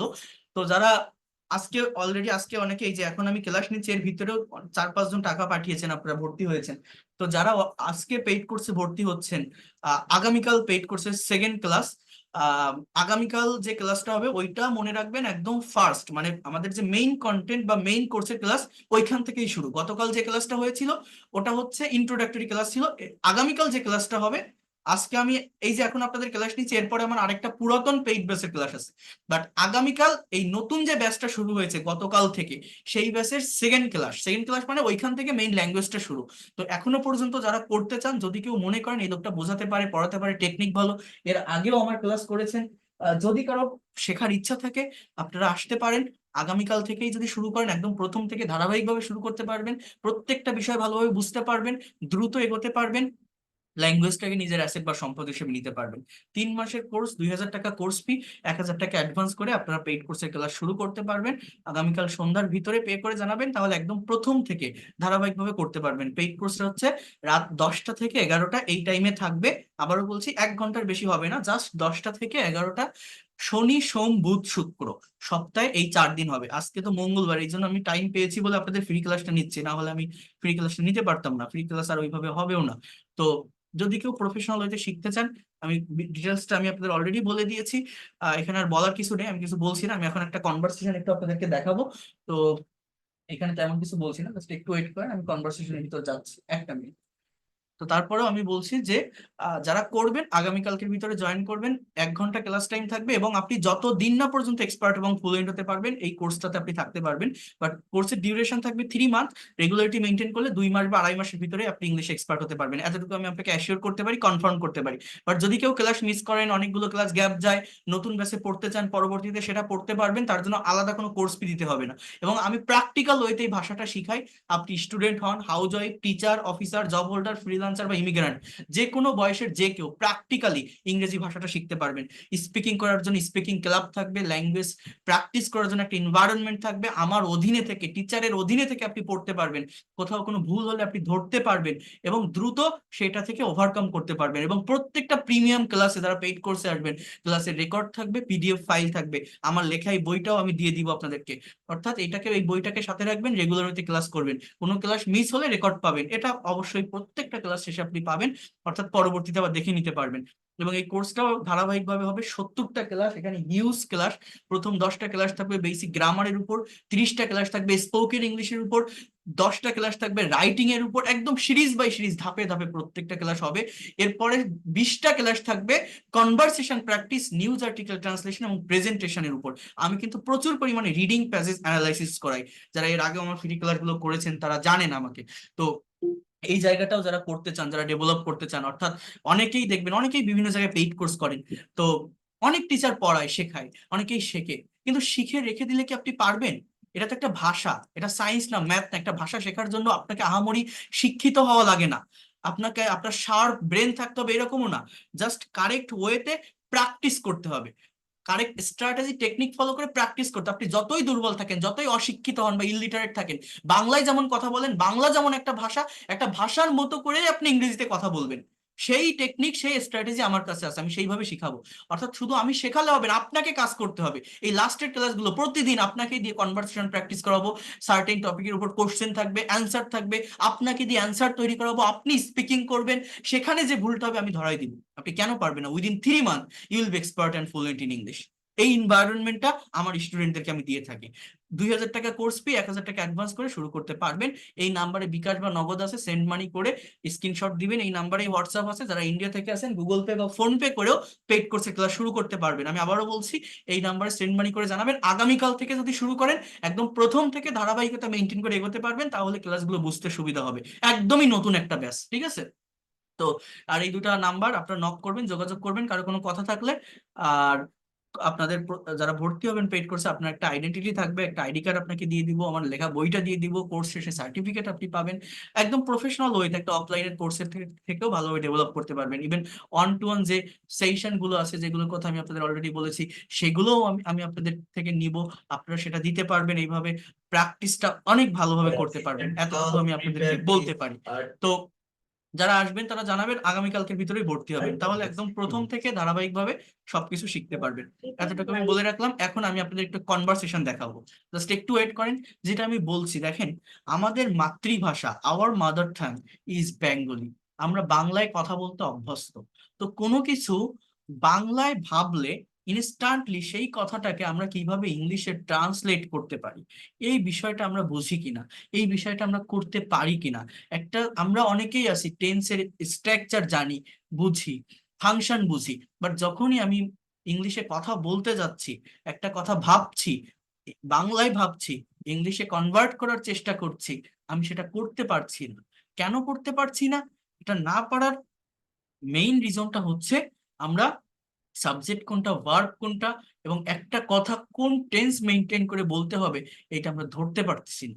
তো এই প্রবলেম গুলো যাদের হয়, সঠিকভাবে যারা স্ট্রাকচার জানা সত্ত্বেও প্র্যাকটিক্যালি ল্যাঙ্গুয়েজটাকে অ্যাপ্লাই করতে পারেন না রিয়েল লাইফের সঙ্গে, এই ধরনের কনভারসেশন গুলো যদি আপনি একটু প্র্যাকটিস করেন, তাহলে দ্রুত এই জায়গাটা থেকে ওভারকাম করতে পারবেন। যে কোনো কিছু বাংলায় ভাবলে ইনস্ট্যান্টলি সেটা ইংলিশে লিখতে পারবেন বা বলতে পারবেন। এটা আমাদের করতে হয়। ইংলিশ থেকে বাংলা না, বাংলা থেকে ইংলিশ কেন করতে হয়? আমাদের মাতৃভাষা বাংলা। আপনি নিজে ভেবে দেখেন, এটা সাইকোলজিক্যাল ব্যাপার। যে কোনো কিছু আপনি ইংলিশে লিখতে যান বা বলতে যান, প্রাইমারি লেভেলে আগে আপনার মুখে বাংলাটা চলে আসবে, দেন সেটাকে কনভার্ট করে সাজিয়ে গুছিয়ে আপনি ইংলিশে লেখার চেষ্টা করেন বা চেষ্টা করবেন। তো কোনো কিছু বাংলায় ভাবলে কিভাবে সেই জিনিসটাকে ইনস্ট্যান্টলি ইংলিশে লেখা যায় বা ইংলিশে বলা যায়, এটা শেখা আমাদের প্রয়োজন, বা আমি মনে করি দরকার। আপনাদের এটা করতে হবে। এটা করলে অনেক দ্রুত ডেভেলপ করতে পারবেন। দেখেন, এখানে দুইজনের ভিতরে একটা কথোপকথন। একজন হচ্ছে রাজু, একজন হচ্ছে মিনা। তো রাজু বলছে, হ্যালো মিনা, তুমি কেমন আছো? So how are you? I am fine. What about you? দেখেন এইখান থেকে আমরা যদি একটু দেখি, বলছে তুমি কোথায় যাচ্ছ। এই যে বাংলাটা, এই বাংলা দেখে আপনি টেন্সটাকে ধরতে পারেন কিনা, এটা কোন টেন্সের সেন্টেন্স, আমাকে টেন্স ধরা শিখতে হবে। এটা প্রেজেন্ট কন্টিনিউয়াস টেন্সের সেন্টেন্স। আপনারা প্রত্যেকে এটা দেখলে বুঝবেন যারা টেন্স জানেন। তাহলে প্রেজেন্ট কন্টিনিউয়াস টেন্সে আমি যদি কোশ্চেন তৈরি করি, কিভাবে করব? আগে ডাবলি বেস ওয়ার্ড অর্থাৎ ওয়ার, তারপরে অক্সিলারি ভার্ব আর, তারপরে সাবজেক্ট, তারপরে main verb. So where are you going, where are you going, এই প্র্যাকটিসটা আপনাকে করতে হবে। তুমি কোথায় যাচ্ছ, ইংরেজিটা কি? Where are you going, where are you going, তুমি কোথায় যাচ্ছ। এবার বলছে আমি একটি সংবাদপত্র কিনতে যাচ্ছি, এই জায়গাটা একটু বোঝেন। সাবজেক্ট হচ্ছে আমি, প্রত্যেকটা সেন্টেন্সে সাবজেক্টের পরে ভার্ব বসে, মনে রাখবেন। ইংলিশে যখন একটা বাংলা সেন্টেন্সকে ট্রান্সলেট করবেন, সাবজেক্টের পরেই আমাকে ভার্ব ব্যবহার করতে হবে। এখন বাংলায় ভার্ব লাস্টে থাকে, ইংলিশে সেইভাবে সাবজেক্টের পর আমাকে ইউজ করতে হবে। বাট বাংলা বাক্যটা দেখে আমাকে কিন্তু আগে টেন্স আইডেন্টিফাই করতে হবে। এটাও প্রেজেন্ট কন্টিনিউয়াস টেন্সের সেন্টেন্স। তাহলে আমি, আই, এরপর কি আমি যাচ্ছি, আই অ্যাম গোয়িং। এবার কি করতে যাচ্ছি? সংবাদপত্র কিনতে, I am going to buy. এই যে টু বাইটা লিখলাম, এই জিনিসটা কি জানেন? দেখেন, এটাকে বলা ইনফিনিটিভ, টু প্লাস বিয়ন। একটা সেন্টেন্সে সাবজেক্টের পর মেইন ভার্ব থাকে, সেইটা ছাড়া যদি আর কোনো ভার্ব থাকে, সেইটাকে বলা হয় নন ফাইনাইট ভার্ব। ইংলিশ ল্যাঙ্গুয়েজে ভার্ব দুই প্রকার, একটা ফাইনাইট, একটা নন ফাইনাইট। সাবজেক্টের পরে যে ভার্বটা বসে, যে ভার্বটাকে দেখে টেন্স চেনা যায়, সেইটাকে ফাইনাইট ভার্ব বলে। আর সাবজেক্ট থেকে দূরে যে ভার্বটা বসে, যে ভার্বটা দেখতে ভার্বের মতো বাট অ্যাকচুয়ালি ওটা ভার্ব না, জেরান্ড, ইনফিনিটিভ বা পার্টিসিপল হয়, মানে নাউন বা অ্যাডজেক্টিভের কাজ করে। নন ফাইনাইট ভার্ব তিন প্রকার, জেরান্ড, ইনফিনিটিভ, পার্টিসিপল। অর্থাৎ চেহারাটা ভার্বের মতো বাট ওটা ভার্বের ভার্বের কাজ করে না, অ্যাকশন দেয় না। মানে এই সেন্টেন্সে দুটো ভার্ব, কিন্তু একটা হচ্ছে যাওয়া আর একটা হচ্ছে এই কেনা, আমি কিনতে যাচ্ছি। তো এই বাইটা, বাই মানে কেনা, টু বাই মানে কিনতে, অর্থাৎ কোনো কিছু করতে, বলতে, লিখতে, চলতে, দিতে, নিতে, এরকম টু প্লাস ভি ওয়ান এর ব্যবহার হয়। ডু মানে করা, টু ডু মানে করতে, প্লে মানে খেলা, টু প্লে মানে খেলতে, রাইট মানে লেখা, টু রাইট মানে লিখতে, এরকম হয়। So I am going to buy a newspaper, আমি একটা খবরের কাগজ কিনতে যাচ্ছি। এবার বলছে তুমি কি নিয়মিত পত্রিকা পড়ো? তাহলে এর আগের দুটো কিন্তু প্রেজেন্ট কন্টিনিউয়াস টেন্স ছিল। এইটা কোন টেন্সে লেখা আছে দেখেন, এটা কিন্তু আমার প্রেজেন্ট ইনডিফিনিট টেন্সে লেখা। তুমি কি নিয়মিত পত্রিকা পড়ো? তাহলে ইংলিশটা কি হবে? Do you read newspaper regularly? Present indefinite টেন্সে কোশ্চেন করতে গেলে আমার ডু ভার্বের ব্যবহার করতে হবে। So do you read newspaper regularly, এবং আমি কি বলছি, এই ডুটা শুধুমাত্র কোশ্চেন করার জন্যই ব্যবহৃত হয়। এটার মানে কিন্তু ডু মানে আমরা জানি করা, এই করা অর্থ কিন্তু এখানে দিবে না। কারণ কি? এটা অক্সিলারি ভার্ব। এখানে মেইন ভার্বটা কি? রিড। বলছে অবশ্যই, তাহলে কি? অফকোর্স। বলছে তুমি পড়ো না, এইটা কি? এটা হচ্ছে নেগেটিভ ইন্টারোগেটিভ, অর্থাৎ don't you read, don't you read, don't you read, অথবা do you not read, don't you read, তুমি পড়ো না। বলছে অবশ্যই, তুমি কি জানো সংবাদপত্রকে জ্ঞানের ভান্ডার বলা হয়? দেখেন এই যে বাক্যটা, আমরা অনেকে এগুলো পড়তে পারি না সঠিকভাবে, কি বলছে দেখেন, অবশ্যই, হ্যাঁ, অফকোর্স। এবার বলছে যে তুমি কি জানো, do you know, do you know. এইবার দেখেন সংবাদপত্রকে জ্ঞানের ভান্ডার বলা হয়, এই কথাটা কোন টেন্সে লেখা আছে, বা আমি এটাকে ইংলিশে কিভাবে বলবো? আপনারা কেউ বলতে পারবেন এই সেন্টেন্সটার ইংলিশ কি? সংবাদপত্রকে জ্ঞানের ভান্ডার বলা হয়, এটার ইংরেজিটা কি হবে? Anyone can say? বলেন, চেষ্টা করেন তো, আনমিউট করে দিছি আমি আপনাদের, কথা বলেন। বলতে পারবেন কেউ এটা? সংবাদপত্রকে জ্ঞানের ভান্ডার বলা হয়, এটার ইংলিশ কি হবে? You know, source of newspaper is a source of knowledge. You know, the newspaper is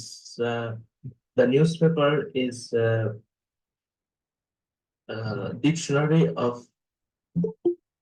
the knowledge of Definitely, do you know the newspaper is called source of knowledge? এটা Do you know the newspaper is a house of knowledge? Storehouse of knowledge, right. But দেখেন newspaper is a storehouse of knowledge বলছেন, ঠিক আছে, কিন্তু এখানে বাংলাটা কি? সংবাদপত্রকে জ্ঞানের ভান্ডার বলা হয়, এই বলা হয় কথাটা তো কোথাও বললেন না, একজন বলছে। তো এই জায়গাটা দেখেন, আপনাকে বুঝতে হবে আমার সেন্টেন্স দুই ভাবে হয়, অ্যাক্টিভ প্যাসিভ। এটা কিন্তু একটা প্যাসিভ ভয়েসের সেন্টেন্স, নট অ্যাক্টিভ। এই জিনিসটাই আপনারা কিন্তু ধরতে পারেননি কেউ। কি বলছি দেখেন, একজন পারছে, একজন বলছে এখানে, আমি কাকে যেন দেখলাম। তো এই জায়গাটা কি আমাকে একটু বুঝতে হবে, অ্যাক্টিভ আর প্যাসিভ পার্থক্যটা বুঝতে হবে। আমি যদি বলতাম যে আমরা সংবাদপত্রকে জ্ঞানের ভান্ডার বলি, বলা মানে কি? কল করা, ডাকা, বলা। We call news paper as a storehouse of knowledge, we call news paper as a storehouse of knowledge. But এখানে বলছে যে সংবাদপত্রকে, অর্থাৎ সংবাদপত্রটা সাবজেক্ট, এটা ইনঅ্যাক্টিভ, এটা নিষ্ক্রিয়। অর্থাৎ সাবজেক্টটা ইনঅ্যাক্টিভ থাকলে আমার প্যাসিভের স্ট্রাকচার, এবং এটা টেন্স অনুযায়ী এটা প্রেজেন্ট ইনডিফিনিট টেন্সের সেন্টেন্স। তো প্রেজেন্ট ইনডিফিনিট টেন্সের প্যাসিভের স্ট্রাকচার হচ্ছে subject plus am is are plus ভি3। ঠিক আছে, তাহলে এই সেন্টেন্সটার ইংরেজি কি জানেন? এই দেখেন, নিউজ পেপার, আমরা জানি যে এম ইজ আর এর পরে ভার্বের সঙ্গে আইএনজি বসে, বাট যখন আমার প্যাসিভ ভয়েস হয় তখন কিন্তু প্রেজেন্ট ইনডিফিনিট টেন্সে এম ইজ আর এর পরে ভি3 ভার্বের পাস্ট পার্টিসিপল বসে। তো newspaper is called, is plus ভি3, is called, newspaper is called the storehouse of knowledge. যারা পারছেন তাদেরকে অসংখ্য ধন্যবাদ, যারা পারেননি নিজে একটু ভেবে দেখেন এই সেন্টেন্স গুলো কত প্র্যাকটিক্যাল সেন্টেন্স। এগুলো বাংলায় আমরা দেখি ডে টু ডে লাইফে প্রচুর পরিমাণে, অনেক জায়গায় আমরা দেখে থাকি বা নিজেরা বলে থাকি, বাট আমি ইংলিশে কথা বলতে পারি না কেন জানেন? শুধুমাত্র আমরা ইংরেজি শিখি, ছোট ছোট কন্টেন্ট শিখি, 5 মিনিট 10 মিনিট, এই বাক্যগুলো শিখে রাখুন, কথা বলতে পারবেন, এটা প্লাস এরকম হয়, এই হাজারো সেন্টেন্স তৈরি করতে পারবেন। অনেকে মনে করে কত সুন্দর ইংরেজি শিখছি, ঘরে বসে এটা বলতে হয়, ট্রেনে এই ইংরেজি বলতে হয়, বাসে এই ইংরেজি বলতে হয়। কত বড় বড় প্রতিষ্ঠান আছে, লক্ষ লক্ষ সাবস্ক্রাইবার, ফলোয়ার, তারা বই আছে যে বইতে মানে নাম বলবো না কারো, বাট পড়ে দেখবেন নাথিং, কিছুই থাকে না, শুধু এক্সপ্রেশন। এই এক্সপ্রেশন গুলো শিখে রাখুন, have a nice day, have a cup of tea, হ্যাঁ, এইগুলো শিখলে ইংলিশে কথা বলতে পারবেন। বা এই প্রোনাউন্সিয়েশন গুলো শিখে রাখুন, এটা এডুকেশন, এটা এডুকেশন। হ্যাঁ, মানে কি, মানে এটা আমার বলার ভাষা নেই। একটা মানুষ সেন্টেন্সের সাবজেক্টই বোঝে না, ভার্বের ফর্মই বোঝে না, একটা সেন্টেন্স সঠিকভাবে অর্গানাইজ করতে পারে না, সে আশপাশ দিয়ে ইংরেজি শিখে যায়। এবং মানুষও যারা শেখায় তারাও বিভিন্ন ধরনের ওই ধরনের কন্টেন্ট ক্রিয়েট করে, যে কন্টেন্টটা ওইভাবে মানে অ্যাকচুয়াল যে জায়গা, সেই অ্যাকচুয়াল জায়গাটাতে টাচ করেন। এইভাবে তো কেউ মানে সারা জীবন মানুষ অজ্ঞই থেকে যাবে, সঠিক জায়গাটা আসতে পারবে না। তো যে কথাটা আমি বলছি, ইংরেজি শিখতে গেলে প্র্যাকটিক্যাল লাইফের সঙ্গে, রিয়েল লাইফের সঙ্গে এই ল্যাঙ্গুয়েজটাকে অ্যাডাপ্ট করতে হবে। আমি শুধু রুলস পড়বো, শুধু স্ট্রাকচার পড়বো, আমি যে সেগুলো পড়াই না এরকম না, রুলস পড়াই, স্ট্রাকচার পড়াই, গ্রামার পড়াই, বাট সেটাকে প্র্যাকটিক্যালি অ্যাপ্লাই কিভাবে আমি করতে পারবো আমার কমিউনিকেশনে, আমার কনভারসেশনে, আমার স্পিকিং বা প্রেজেন্টেশনে, সবসময় কিন্তু আমি সেই জায়গাটাতে ফোকাস করি। যারা প্রথম দিন থেকে আমার ক্লাসগুলো করে আসছেন তারা জানেন। তো এইগুলো প্র্যাকটিস করতে হবে। হ্যাঁ, এটা কি? প্রেজেন্ট ইনডিফিনিটের passive, newspaper is called the storehouse of knowledge. আচ্ছা, বলছি তুমি ঠিক বলেছো, ইউ আর রাইট। সংবাদপত্র না পড়লে আমরা বিশ্ব সম্পর্কে জানতে পারি না। তাহলে এইটা, এই ভার্বের জায়গাটা কি? এটা হচ্ছে মডালের সেন্টেন্স, পারি না, ক্যানের ব্যবহার, তাই না? এখন এই যে জায়গাটা সংবাদপত্র না পড়লে, এটাকে আপনি দুইভাবে ইউজ করতে পারেন। একটা হচ্ছে ফ্রেজ ব্যবহার করে এই কথাটুকুকে আপনি ট্রান্সলেট করতে পারেন, আর একটা হচ্ছে ক্লজ ব্যবহার করে। মানে কি জানেন, আপনি এই জায়গাটা এইভাবে বলতে পারেন, ইফ উই ডোন্ট, মানে do not, if we don't read news paper, এটা একটা ক্লজ। যদি আমরা সংবাদপত্র না পড়ি, we can not, we can not know, কথাটা বোঝেন, about the world, we cannot know about the world। কি বললাম, if we don't read newspaper, যদি আমরা সংবাদপত্র না পড়ি বা খবরের কাগজ না পড়ি, we cannot know about the world, আমরা বিশ্ব সম্পর্কে জানতে পারি না। এই যে জায়গাটা আমি বললাম, এখানে এই ইফ উই ডোন্ট রিড অর্থাৎ সাবজেক্ট ভার্ব আছে, এটা একটা ক্লজ, একটা সাবঅর্ডিনেট ক্লজ। এটা আমার মেইন ক্লজ বা প্রিন্সিপাল ক্লজ, এটার উপর ডিপেন্ড করে এই ক্লজটা আছে। এখন এই জায়গাটাতে ক্লজের ব্যবহার না করে আপনি কিন্তু ফ্রেজের ব্যবহার করতে পারেন। ফ্রেজ মানে একগুচ্ছ ওয়ার্ড যার ভিতর সাবজেক্ট ভার্ব থাকে না। যেমন আপনি এই কথাটাকে এইভাবে বলতে পারেন, কিন্তু উইদাউট রিডিং নিউজ পেপার, এর ভিতরে কিন্তু কোনো সাবজেক্ট ভার্ব নেই। অর্থাৎ খবরের কাগজ পড়া ছাড়া আমরা বিশ্ব সম্পর্কে জানতে পারি না। কি বলছে এখানে, যে বাংলাটা সংবাদপত্র না পড়লে আমরা বিশ্ব সম্পর্কে জানতে পারি না। তো এই কথাটাকে আপনি দুইভাবে, মেইন ক্লজ হচ্ছে এটা, যে we can not know about the world, আমরা বিশ্ব সম্পর্কে জানতে পারি না। আর এই আগের যে অংশটুকু, এইটুকু আপনি ফ্রেজের ব্যবহার করতে পারেন, ক্লজের ব্যবহার করতে পারেন। কি, if we don't read news paper, যদি আমি খবরের কাগজ না পড়ি, or without reading news paper we can not know about the world. বিষয়টা বুঝতে পারছেন আমি কি বললাম? এই ফ্রেজ এবং ক্লজের যে জায়গাটা বোঝা যায়, কেউ কি বোঝেন? এইখানে যে যে বিষয়টা দেখালাম, সংবাদপত্র না পড়লে এতটুকু মানে ট্রান্সলেশনটা কি হবে, আমাকে ভেঙে ভেঙে এগোতে হবে এই জায়গাটা। হ্যাঁ, এরপর দেখেন কি বলছে, যে যারা নিয়মিত সংবাদপত্র পড়ে না তারা কুয়োর ব্যাঙ হয়ে থাকে। এটা একটা মানে ইডিওমেটিক অর্থ এখানে বোঝাচ্ছে, লিটারাল মিনিং না। কারণ তারা দেশ ও বিশ্বের বর্তমান বিষয়গুলি জানে না। কি বলছে, যে যারা নিয়মিত সংবাদপত্র পড়ে না, তাহলে এই সেন্টেন্সটার ইংলিশ কি জানেন? দেখেন, দোজ হু ডোন্ট, এটা টেন্স ধরতে হবে, এটা present indefinite tense. Those who, যারা don't read newspaper regularly, those who don't read newspaper regularly। এবার বলছে যে তারা পুয়ার ব্যাংক, পুয়ার ব্যাংক বলতে এখানে ওই রকম দিবেন না যে দা ফ্রগ অফ পন্ড বা কি বলবো, এই ধরনের কোনো কিছু না। ব্যাংক বা কুয়ো, এগুলোর কোনো ইংলিশ কোনো কিছু লিখতে হয় না এই জায়গাটাতে। মূলত কথাটা বোঝাতে চাচ্ছে এরকম, যে তারা অন্ধকারে পড়ে থাকে। বিষয়টা হচ্ছে এরকম, কি, তারা অন্ধকারে পড়ে থাকে, তারা অজ্ঞতায় পড়ে থাকে, তারা কিছুই জানে না, ইগনোরেন্ট হয়, অজ্ঞ হয়। হ্যাঁ, তাহলে আমরা এখানে এটা বলতে পারি, those who don't read newspaper regularly, they are in, তারা থাকে। আর ইন, আর মানে কি, থাকা। ওই যে বললাম না, অ্যামিজার, হওয়া বা থাকা, সাবজেক্ট নিজে কোনো কিছু হয় বা থাকে। So they are in, they are in darkness, অর্থাৎ তারা অন্ধকারে পড়ে থাকে। They are in darkness. Okay, just এইটুকুই, এই ছাড়া এখানে আর কিছুই না। এবার বলছে যে কারণ তারা দেশ ও বর্তমান, দেশ ও বিশ্বের, দেশ ও বিশ্ব বলতে এখানে কি ব্যবহার করা যায় জানেন? কান্ট্রি এবং ওয়ার্ল্ড না, এটা এরকম লিখতে হয়, হোম অ্যান্ড অ্যাব্রোড। খুব সুন্দর শোনায়। হ্যাঁ, বিকজ দে ডোন্ট নো, কারণ তারা জানে না, about, about the present things. দেখেন, একটা সেন্টেন্স যখন আপনি বাংলা থেকে ইংলিশে ট্রান্সলেট করবেন, প্রথমে সাবজেক্ট বসাবেন, তারপরে ভার্ব বসাবেন, টেন্সটাকে আইডেন্টিফাই করে ভার্ব বসাবেন। সাবজেক্ট আর ভার্ব বসানোর পর লাস্ট থেকে করতে করতে ফার্স্টের দিকে যাবেন। এটা মনে রাখবেন, বাংলা বাক্যের লাস্টের থেকে করতে করতে ফার্স্টের দিকে যাব যখন আমি ইংলিশে কোনো সেন্টেন্স ট্রান্সলেট করব।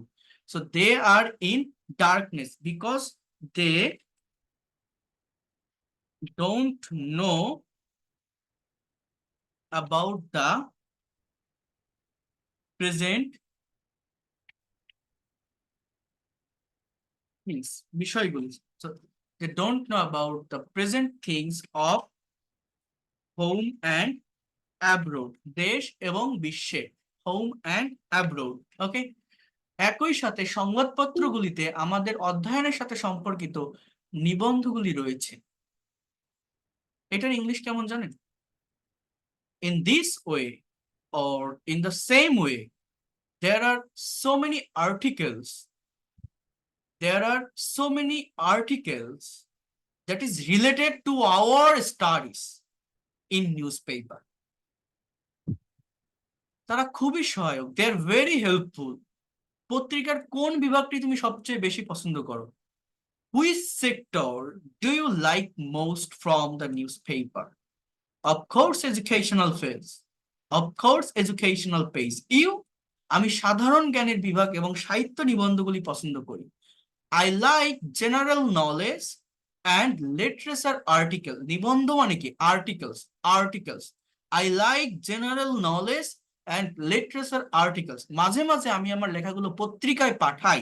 Sometimes I send my writing or article in newspaper. Sometimes I send my writing in newspaper. এটি খুব ভালো, ইটস গুড। সংবাদপত্রগুলি মানুষের দৃষ্টিভঙ্গি ধরে রাখে। আমার কথাগুলো বোঝেন, যখন আমরা বাংলা থেকে ইংলিশে সেন্টেন্স ট্রান্সলেট করছি, এই ট্রান্সলেশনের সময় আমাদের বিভিন্ন জায়গায় সাবজেক্টটা পেতে বা ভার্বের ফর্মটাকে দেখে কি বলে এটাকে, মানে সাবজেক্টটাকে পেতে বা ভার্বের ফর্মটাকে দেখে এটা কোন টেন্সে হবে এটা আইডেন্টিফাই করা কঠিন হয়ে যায়। কথাটা বোঝেন, এটা আইডেন্টিফাই করা কঠিন হয়ে যায়। কিন্তু আমি যদি আপনাদেরকে একটা বিষয় বলি, সেটা হচ্ছে এটা কি বলতে পারি, সেটা হচ্ছে ইংরেজি থেকে বাংলা আমি যদি করার চেষ্টা করি, আপনারা প্রত্যেকে খুব সহজে সেটাকে রিড আউট করতে পারবেন, পড়তে পারবেন এবং তার অ্যাকচুয়াল মিনিং বের করতে পারবেন। বাট বাংলা থেকে ইংলিশটা কিন্তু আমাদের অনেক হার্ড হয়ে যায়। কিন্তু আমাদের এইটাই করতে হবে, because our mother tongue is Bangla. কোনো কিছু বাংলায় ভাবলে ইংলিশে সেটাকে আমরা কিভাবে ট্রান্সলেট করতে পারি বা পারবো, এটা আমাদেরকে বুঝতে হবে, এটা আমাদেরকেই নেওয়ার চেষ্টা করতে হবে এবং এটা আমাদেরকে খুব ভালোভাবে নিতে হবে। আমি আবারও বলছি, খুব ভালোভাবে আমাদের এটা নেওয়ার প্রয়োজন, নিতে হবে। সব সময় আমি আপনাকে একটা কথা বলবো, আপনি টেন্স শেখেন, মডেল শেখেন, যে স্ট্রাকচারই শেখেন না কেন, আমাদের প্র্যাকটিক্যাল জায়গাটা বুঝতে হবে। প্র্যাকটিক্যালি আমি সেই স্ট্রাকচার গুলোকে আমার ল্যাঙ্গুয়েজে, আমার ভাষায় আমি অ্যাপ্লাই করতে পারছি কিনা, বুঝতে পারছেন?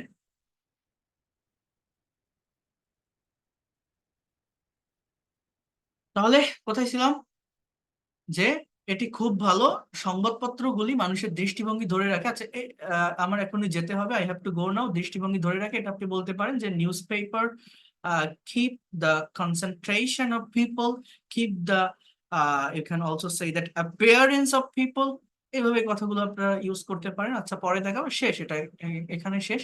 এখন এটা যাই হোক না কেন, বা যেভাবে আমি আপনাকে দেখালাম, present indefinite tense, present continuous tense, বা প্যাসিভের স্ট্রাকচার, বা ইন্ট্রোগেটিভ বা নেগেটিভ, যাই থাকুক না কেন, আমি যদি আপনাকে একটা ইংলিশ সেন্টেন্স আমি আপনাকে পড়তে বলি, আপনি একটু দেখেন একটা জিনিস আমি আপনাকে বলি। আমি ইংলিশের জাস্ট ওয়েট আ মিনিট, আমি একটা প্যাসেজ একটু আপনাদের দেখাবো।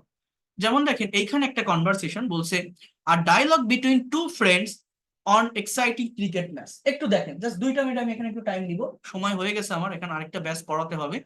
তো দুইজন মানুষের ভিতরে একটা conversation. Hello Mina, how are you? I am fine, what about you? বলছে, I am also quite fine. Did you enjoy the cricket match yesterday between and New Zealand? Bangla অর্থটা কি? পাস্ট ইনডিফিনিট টেন্স এটা, যে তুমি কি গতকাল বাংলাদেশ এবং নিউজিল্যান্ডের মধ্যকার ক্রিকেট ম্যাচটি উপভোগ করেছিলে, এটা বোঝাতে চাচ্ছে এমন একটা কথা। সার্টেইনলি মানে অবশ্যই, ওই অফকোর্স যেমন, এই সার্টেইনলি মানে অবশ্যই। It is the first time that Bangladesh defeated New Zealand. এটা প্রথমবার যে বাংলাদেশ নিউজিল্যান্ডকে পরাজিত করেছে। I am very happy that I enjoyed the match in the stadium. আমি খুবই খুশি যে আমি স্টেডিয়ামে বসে ম্যাচটা উপভোগ করেছি। What's your impression about the match? তোমার ইমপ্রেশনটা কি ম্যাচ সম্পর্কে? বলছে, oh yes, I was deeply impressed to see the performance of two team, particularly team of Bangladesh. Yes, it was a great surprise. Bangladesh beat the ex world champion New Zealand, Bangladesh গত বিশ্ব champion নিউজিল্যান্ডকে পরাজিত করেছে। Exactly, you know New Zealand is one of the well known team in the cricket world and it's very interesting that they were defeated by us. কিন্তু এটা খুবই খুবই আনন্দদায়ক যে তারা পরাজিত হয়েছে আমাদের দ্বারা, ওয়ার ডিফিটেড অর্থাৎ তারা পরাজিত হয়েছিল, মানে পাস্ট ইনডিফিনিট টেন্সের প্যাসিভ স্ট্রাকচার, ঠিক আছে, তারা পরাজিত হয়েছে আমাদের দ্বারা। আচ্ছা, এরপর বলছে yes but it is true that the fielding of Bangladeshi players was excellent, Bangladeshi প্লেয়ারদের ফিল্ডিং খুবই সুন্দর ছিল। They fielded like a top class team, তারা একটা টপ ক্লাস টিমের মতো ফিল্ডিং করেছে। বলছে certainly it was another reason that New Zealand team fail to get high score, এটা আরেকটা কারণ যে নিউজিল্যান্ড টিম একটা বড় স্কোর পেতে ব্যর্থ হয়েছিল। এখন দেখেন এই পর্যন্ত আমি আসলাম, ঠিক আছে, এই জায়গাটা থেকে এর পরের যে জায়গাটুকু আছে এগুলো যদি আমি আপনাকে ইংলিশ না দেখাই, এইটুকু আমি ইংলিশে পড়লাম, আপনারা কিন্তু সবাই বুঝতে পারছেন বাক্যগুলো, ইংলিশ থেকে বাংলা সহজ, কিন্তু ওই জায়গাটা থেকে আমি যদি ওর পর থেকে বাংলা থেকে আপনাকে এবার ইংলিশ করতে বলি, দেখেন তো পারেন কিনা। কোথায় ছিল, এই যে বলছে যে অবশ্যই নিউজিল্যান্ড দল উচ্চ স্কোর পেতে ব্যর্থ হওয়ার আরেকটা কারণ ছিল, যে it was another reason to get high score for New Zealand team. এখন এইখান থেকে এবার আপনারা দেখেন তো করতে পারেন কিনা, যে শেষ পর্যন্ত বাংলাদেশি ব্যাটসম্যানদের জন্য সহজ টার্গেট ছিল। সো এটাও না হয় আপনি পারলেন যে it was a easy target at last for the Bangladeshi batsman, কিন্তু আমাদের দল এতটাই অপ্রত্যাশিত ছিল যে তারা সেটা অর্জন করতে না পারলে তুমি অবাক না হয়ে পারতে না। এই যে বাক্যটা আছে, এই বাক্যটা এবার আপনারা ইংলিশে করার চেষ্টা করেন তো, দেখেন আপনি ঘাবড়ে যাবেন, ভাববেন এতগুলো ওয়ার্ড, কোনটা সাবজেক্ট, কোনটা ভার্ব, কোনটার পর কোনটা বসাবো। বাংলাটা কি আছে দেখেন, কি বলছে, আমাদের দল এতটাই অপ্রত্যাশিত ছিল যে তারা সেটা অর্জন করতে না পারলে তুমি অবাক হয়ে পারতে না। বলতে পারেন এর ইংলিশ কি হবে, ভেবে দেখেন তো পারেন কিনা। দেখেন আপনি বাধা প্রাপ্ত হবেন, আপনার প্রবলেম হবে, আপনার মনে একটা ভয় চলে আসবে, আসে না বলেন এই বাংলাটা দেখলে, ইংলিশ যখন আমি করতে যাচ্ছি আমার কিন্তু এই জায়গাটাতে প্রবলেম হবে, কিন্তু আপনাদের এই প্রবলেমটা বা এই জায়গাটা ওভারকাম করতে হবে। দেখেন এটার ইংলিশ যদি দেখাই, ইংলিশ দেখলে আপনার মনে হবে এ তো পারতাম, এ তো কত সহজ। এই দেখেন আমি যদি ইংলিশটা আপনাদের দেখাই, যে in the in the end it was an easy target for the Bangladeshi batsman, but এই যে ইংলিশটা আছে, but our team was so unpredictable that you couldn't be surprised, মানে তুমি সারপ্রাইজ না হয়ে পারতে না, if they could not have achieved that, যদি তারা এটা অর্জন করতে না পারতো, যদি তারা জিততে না পারতো।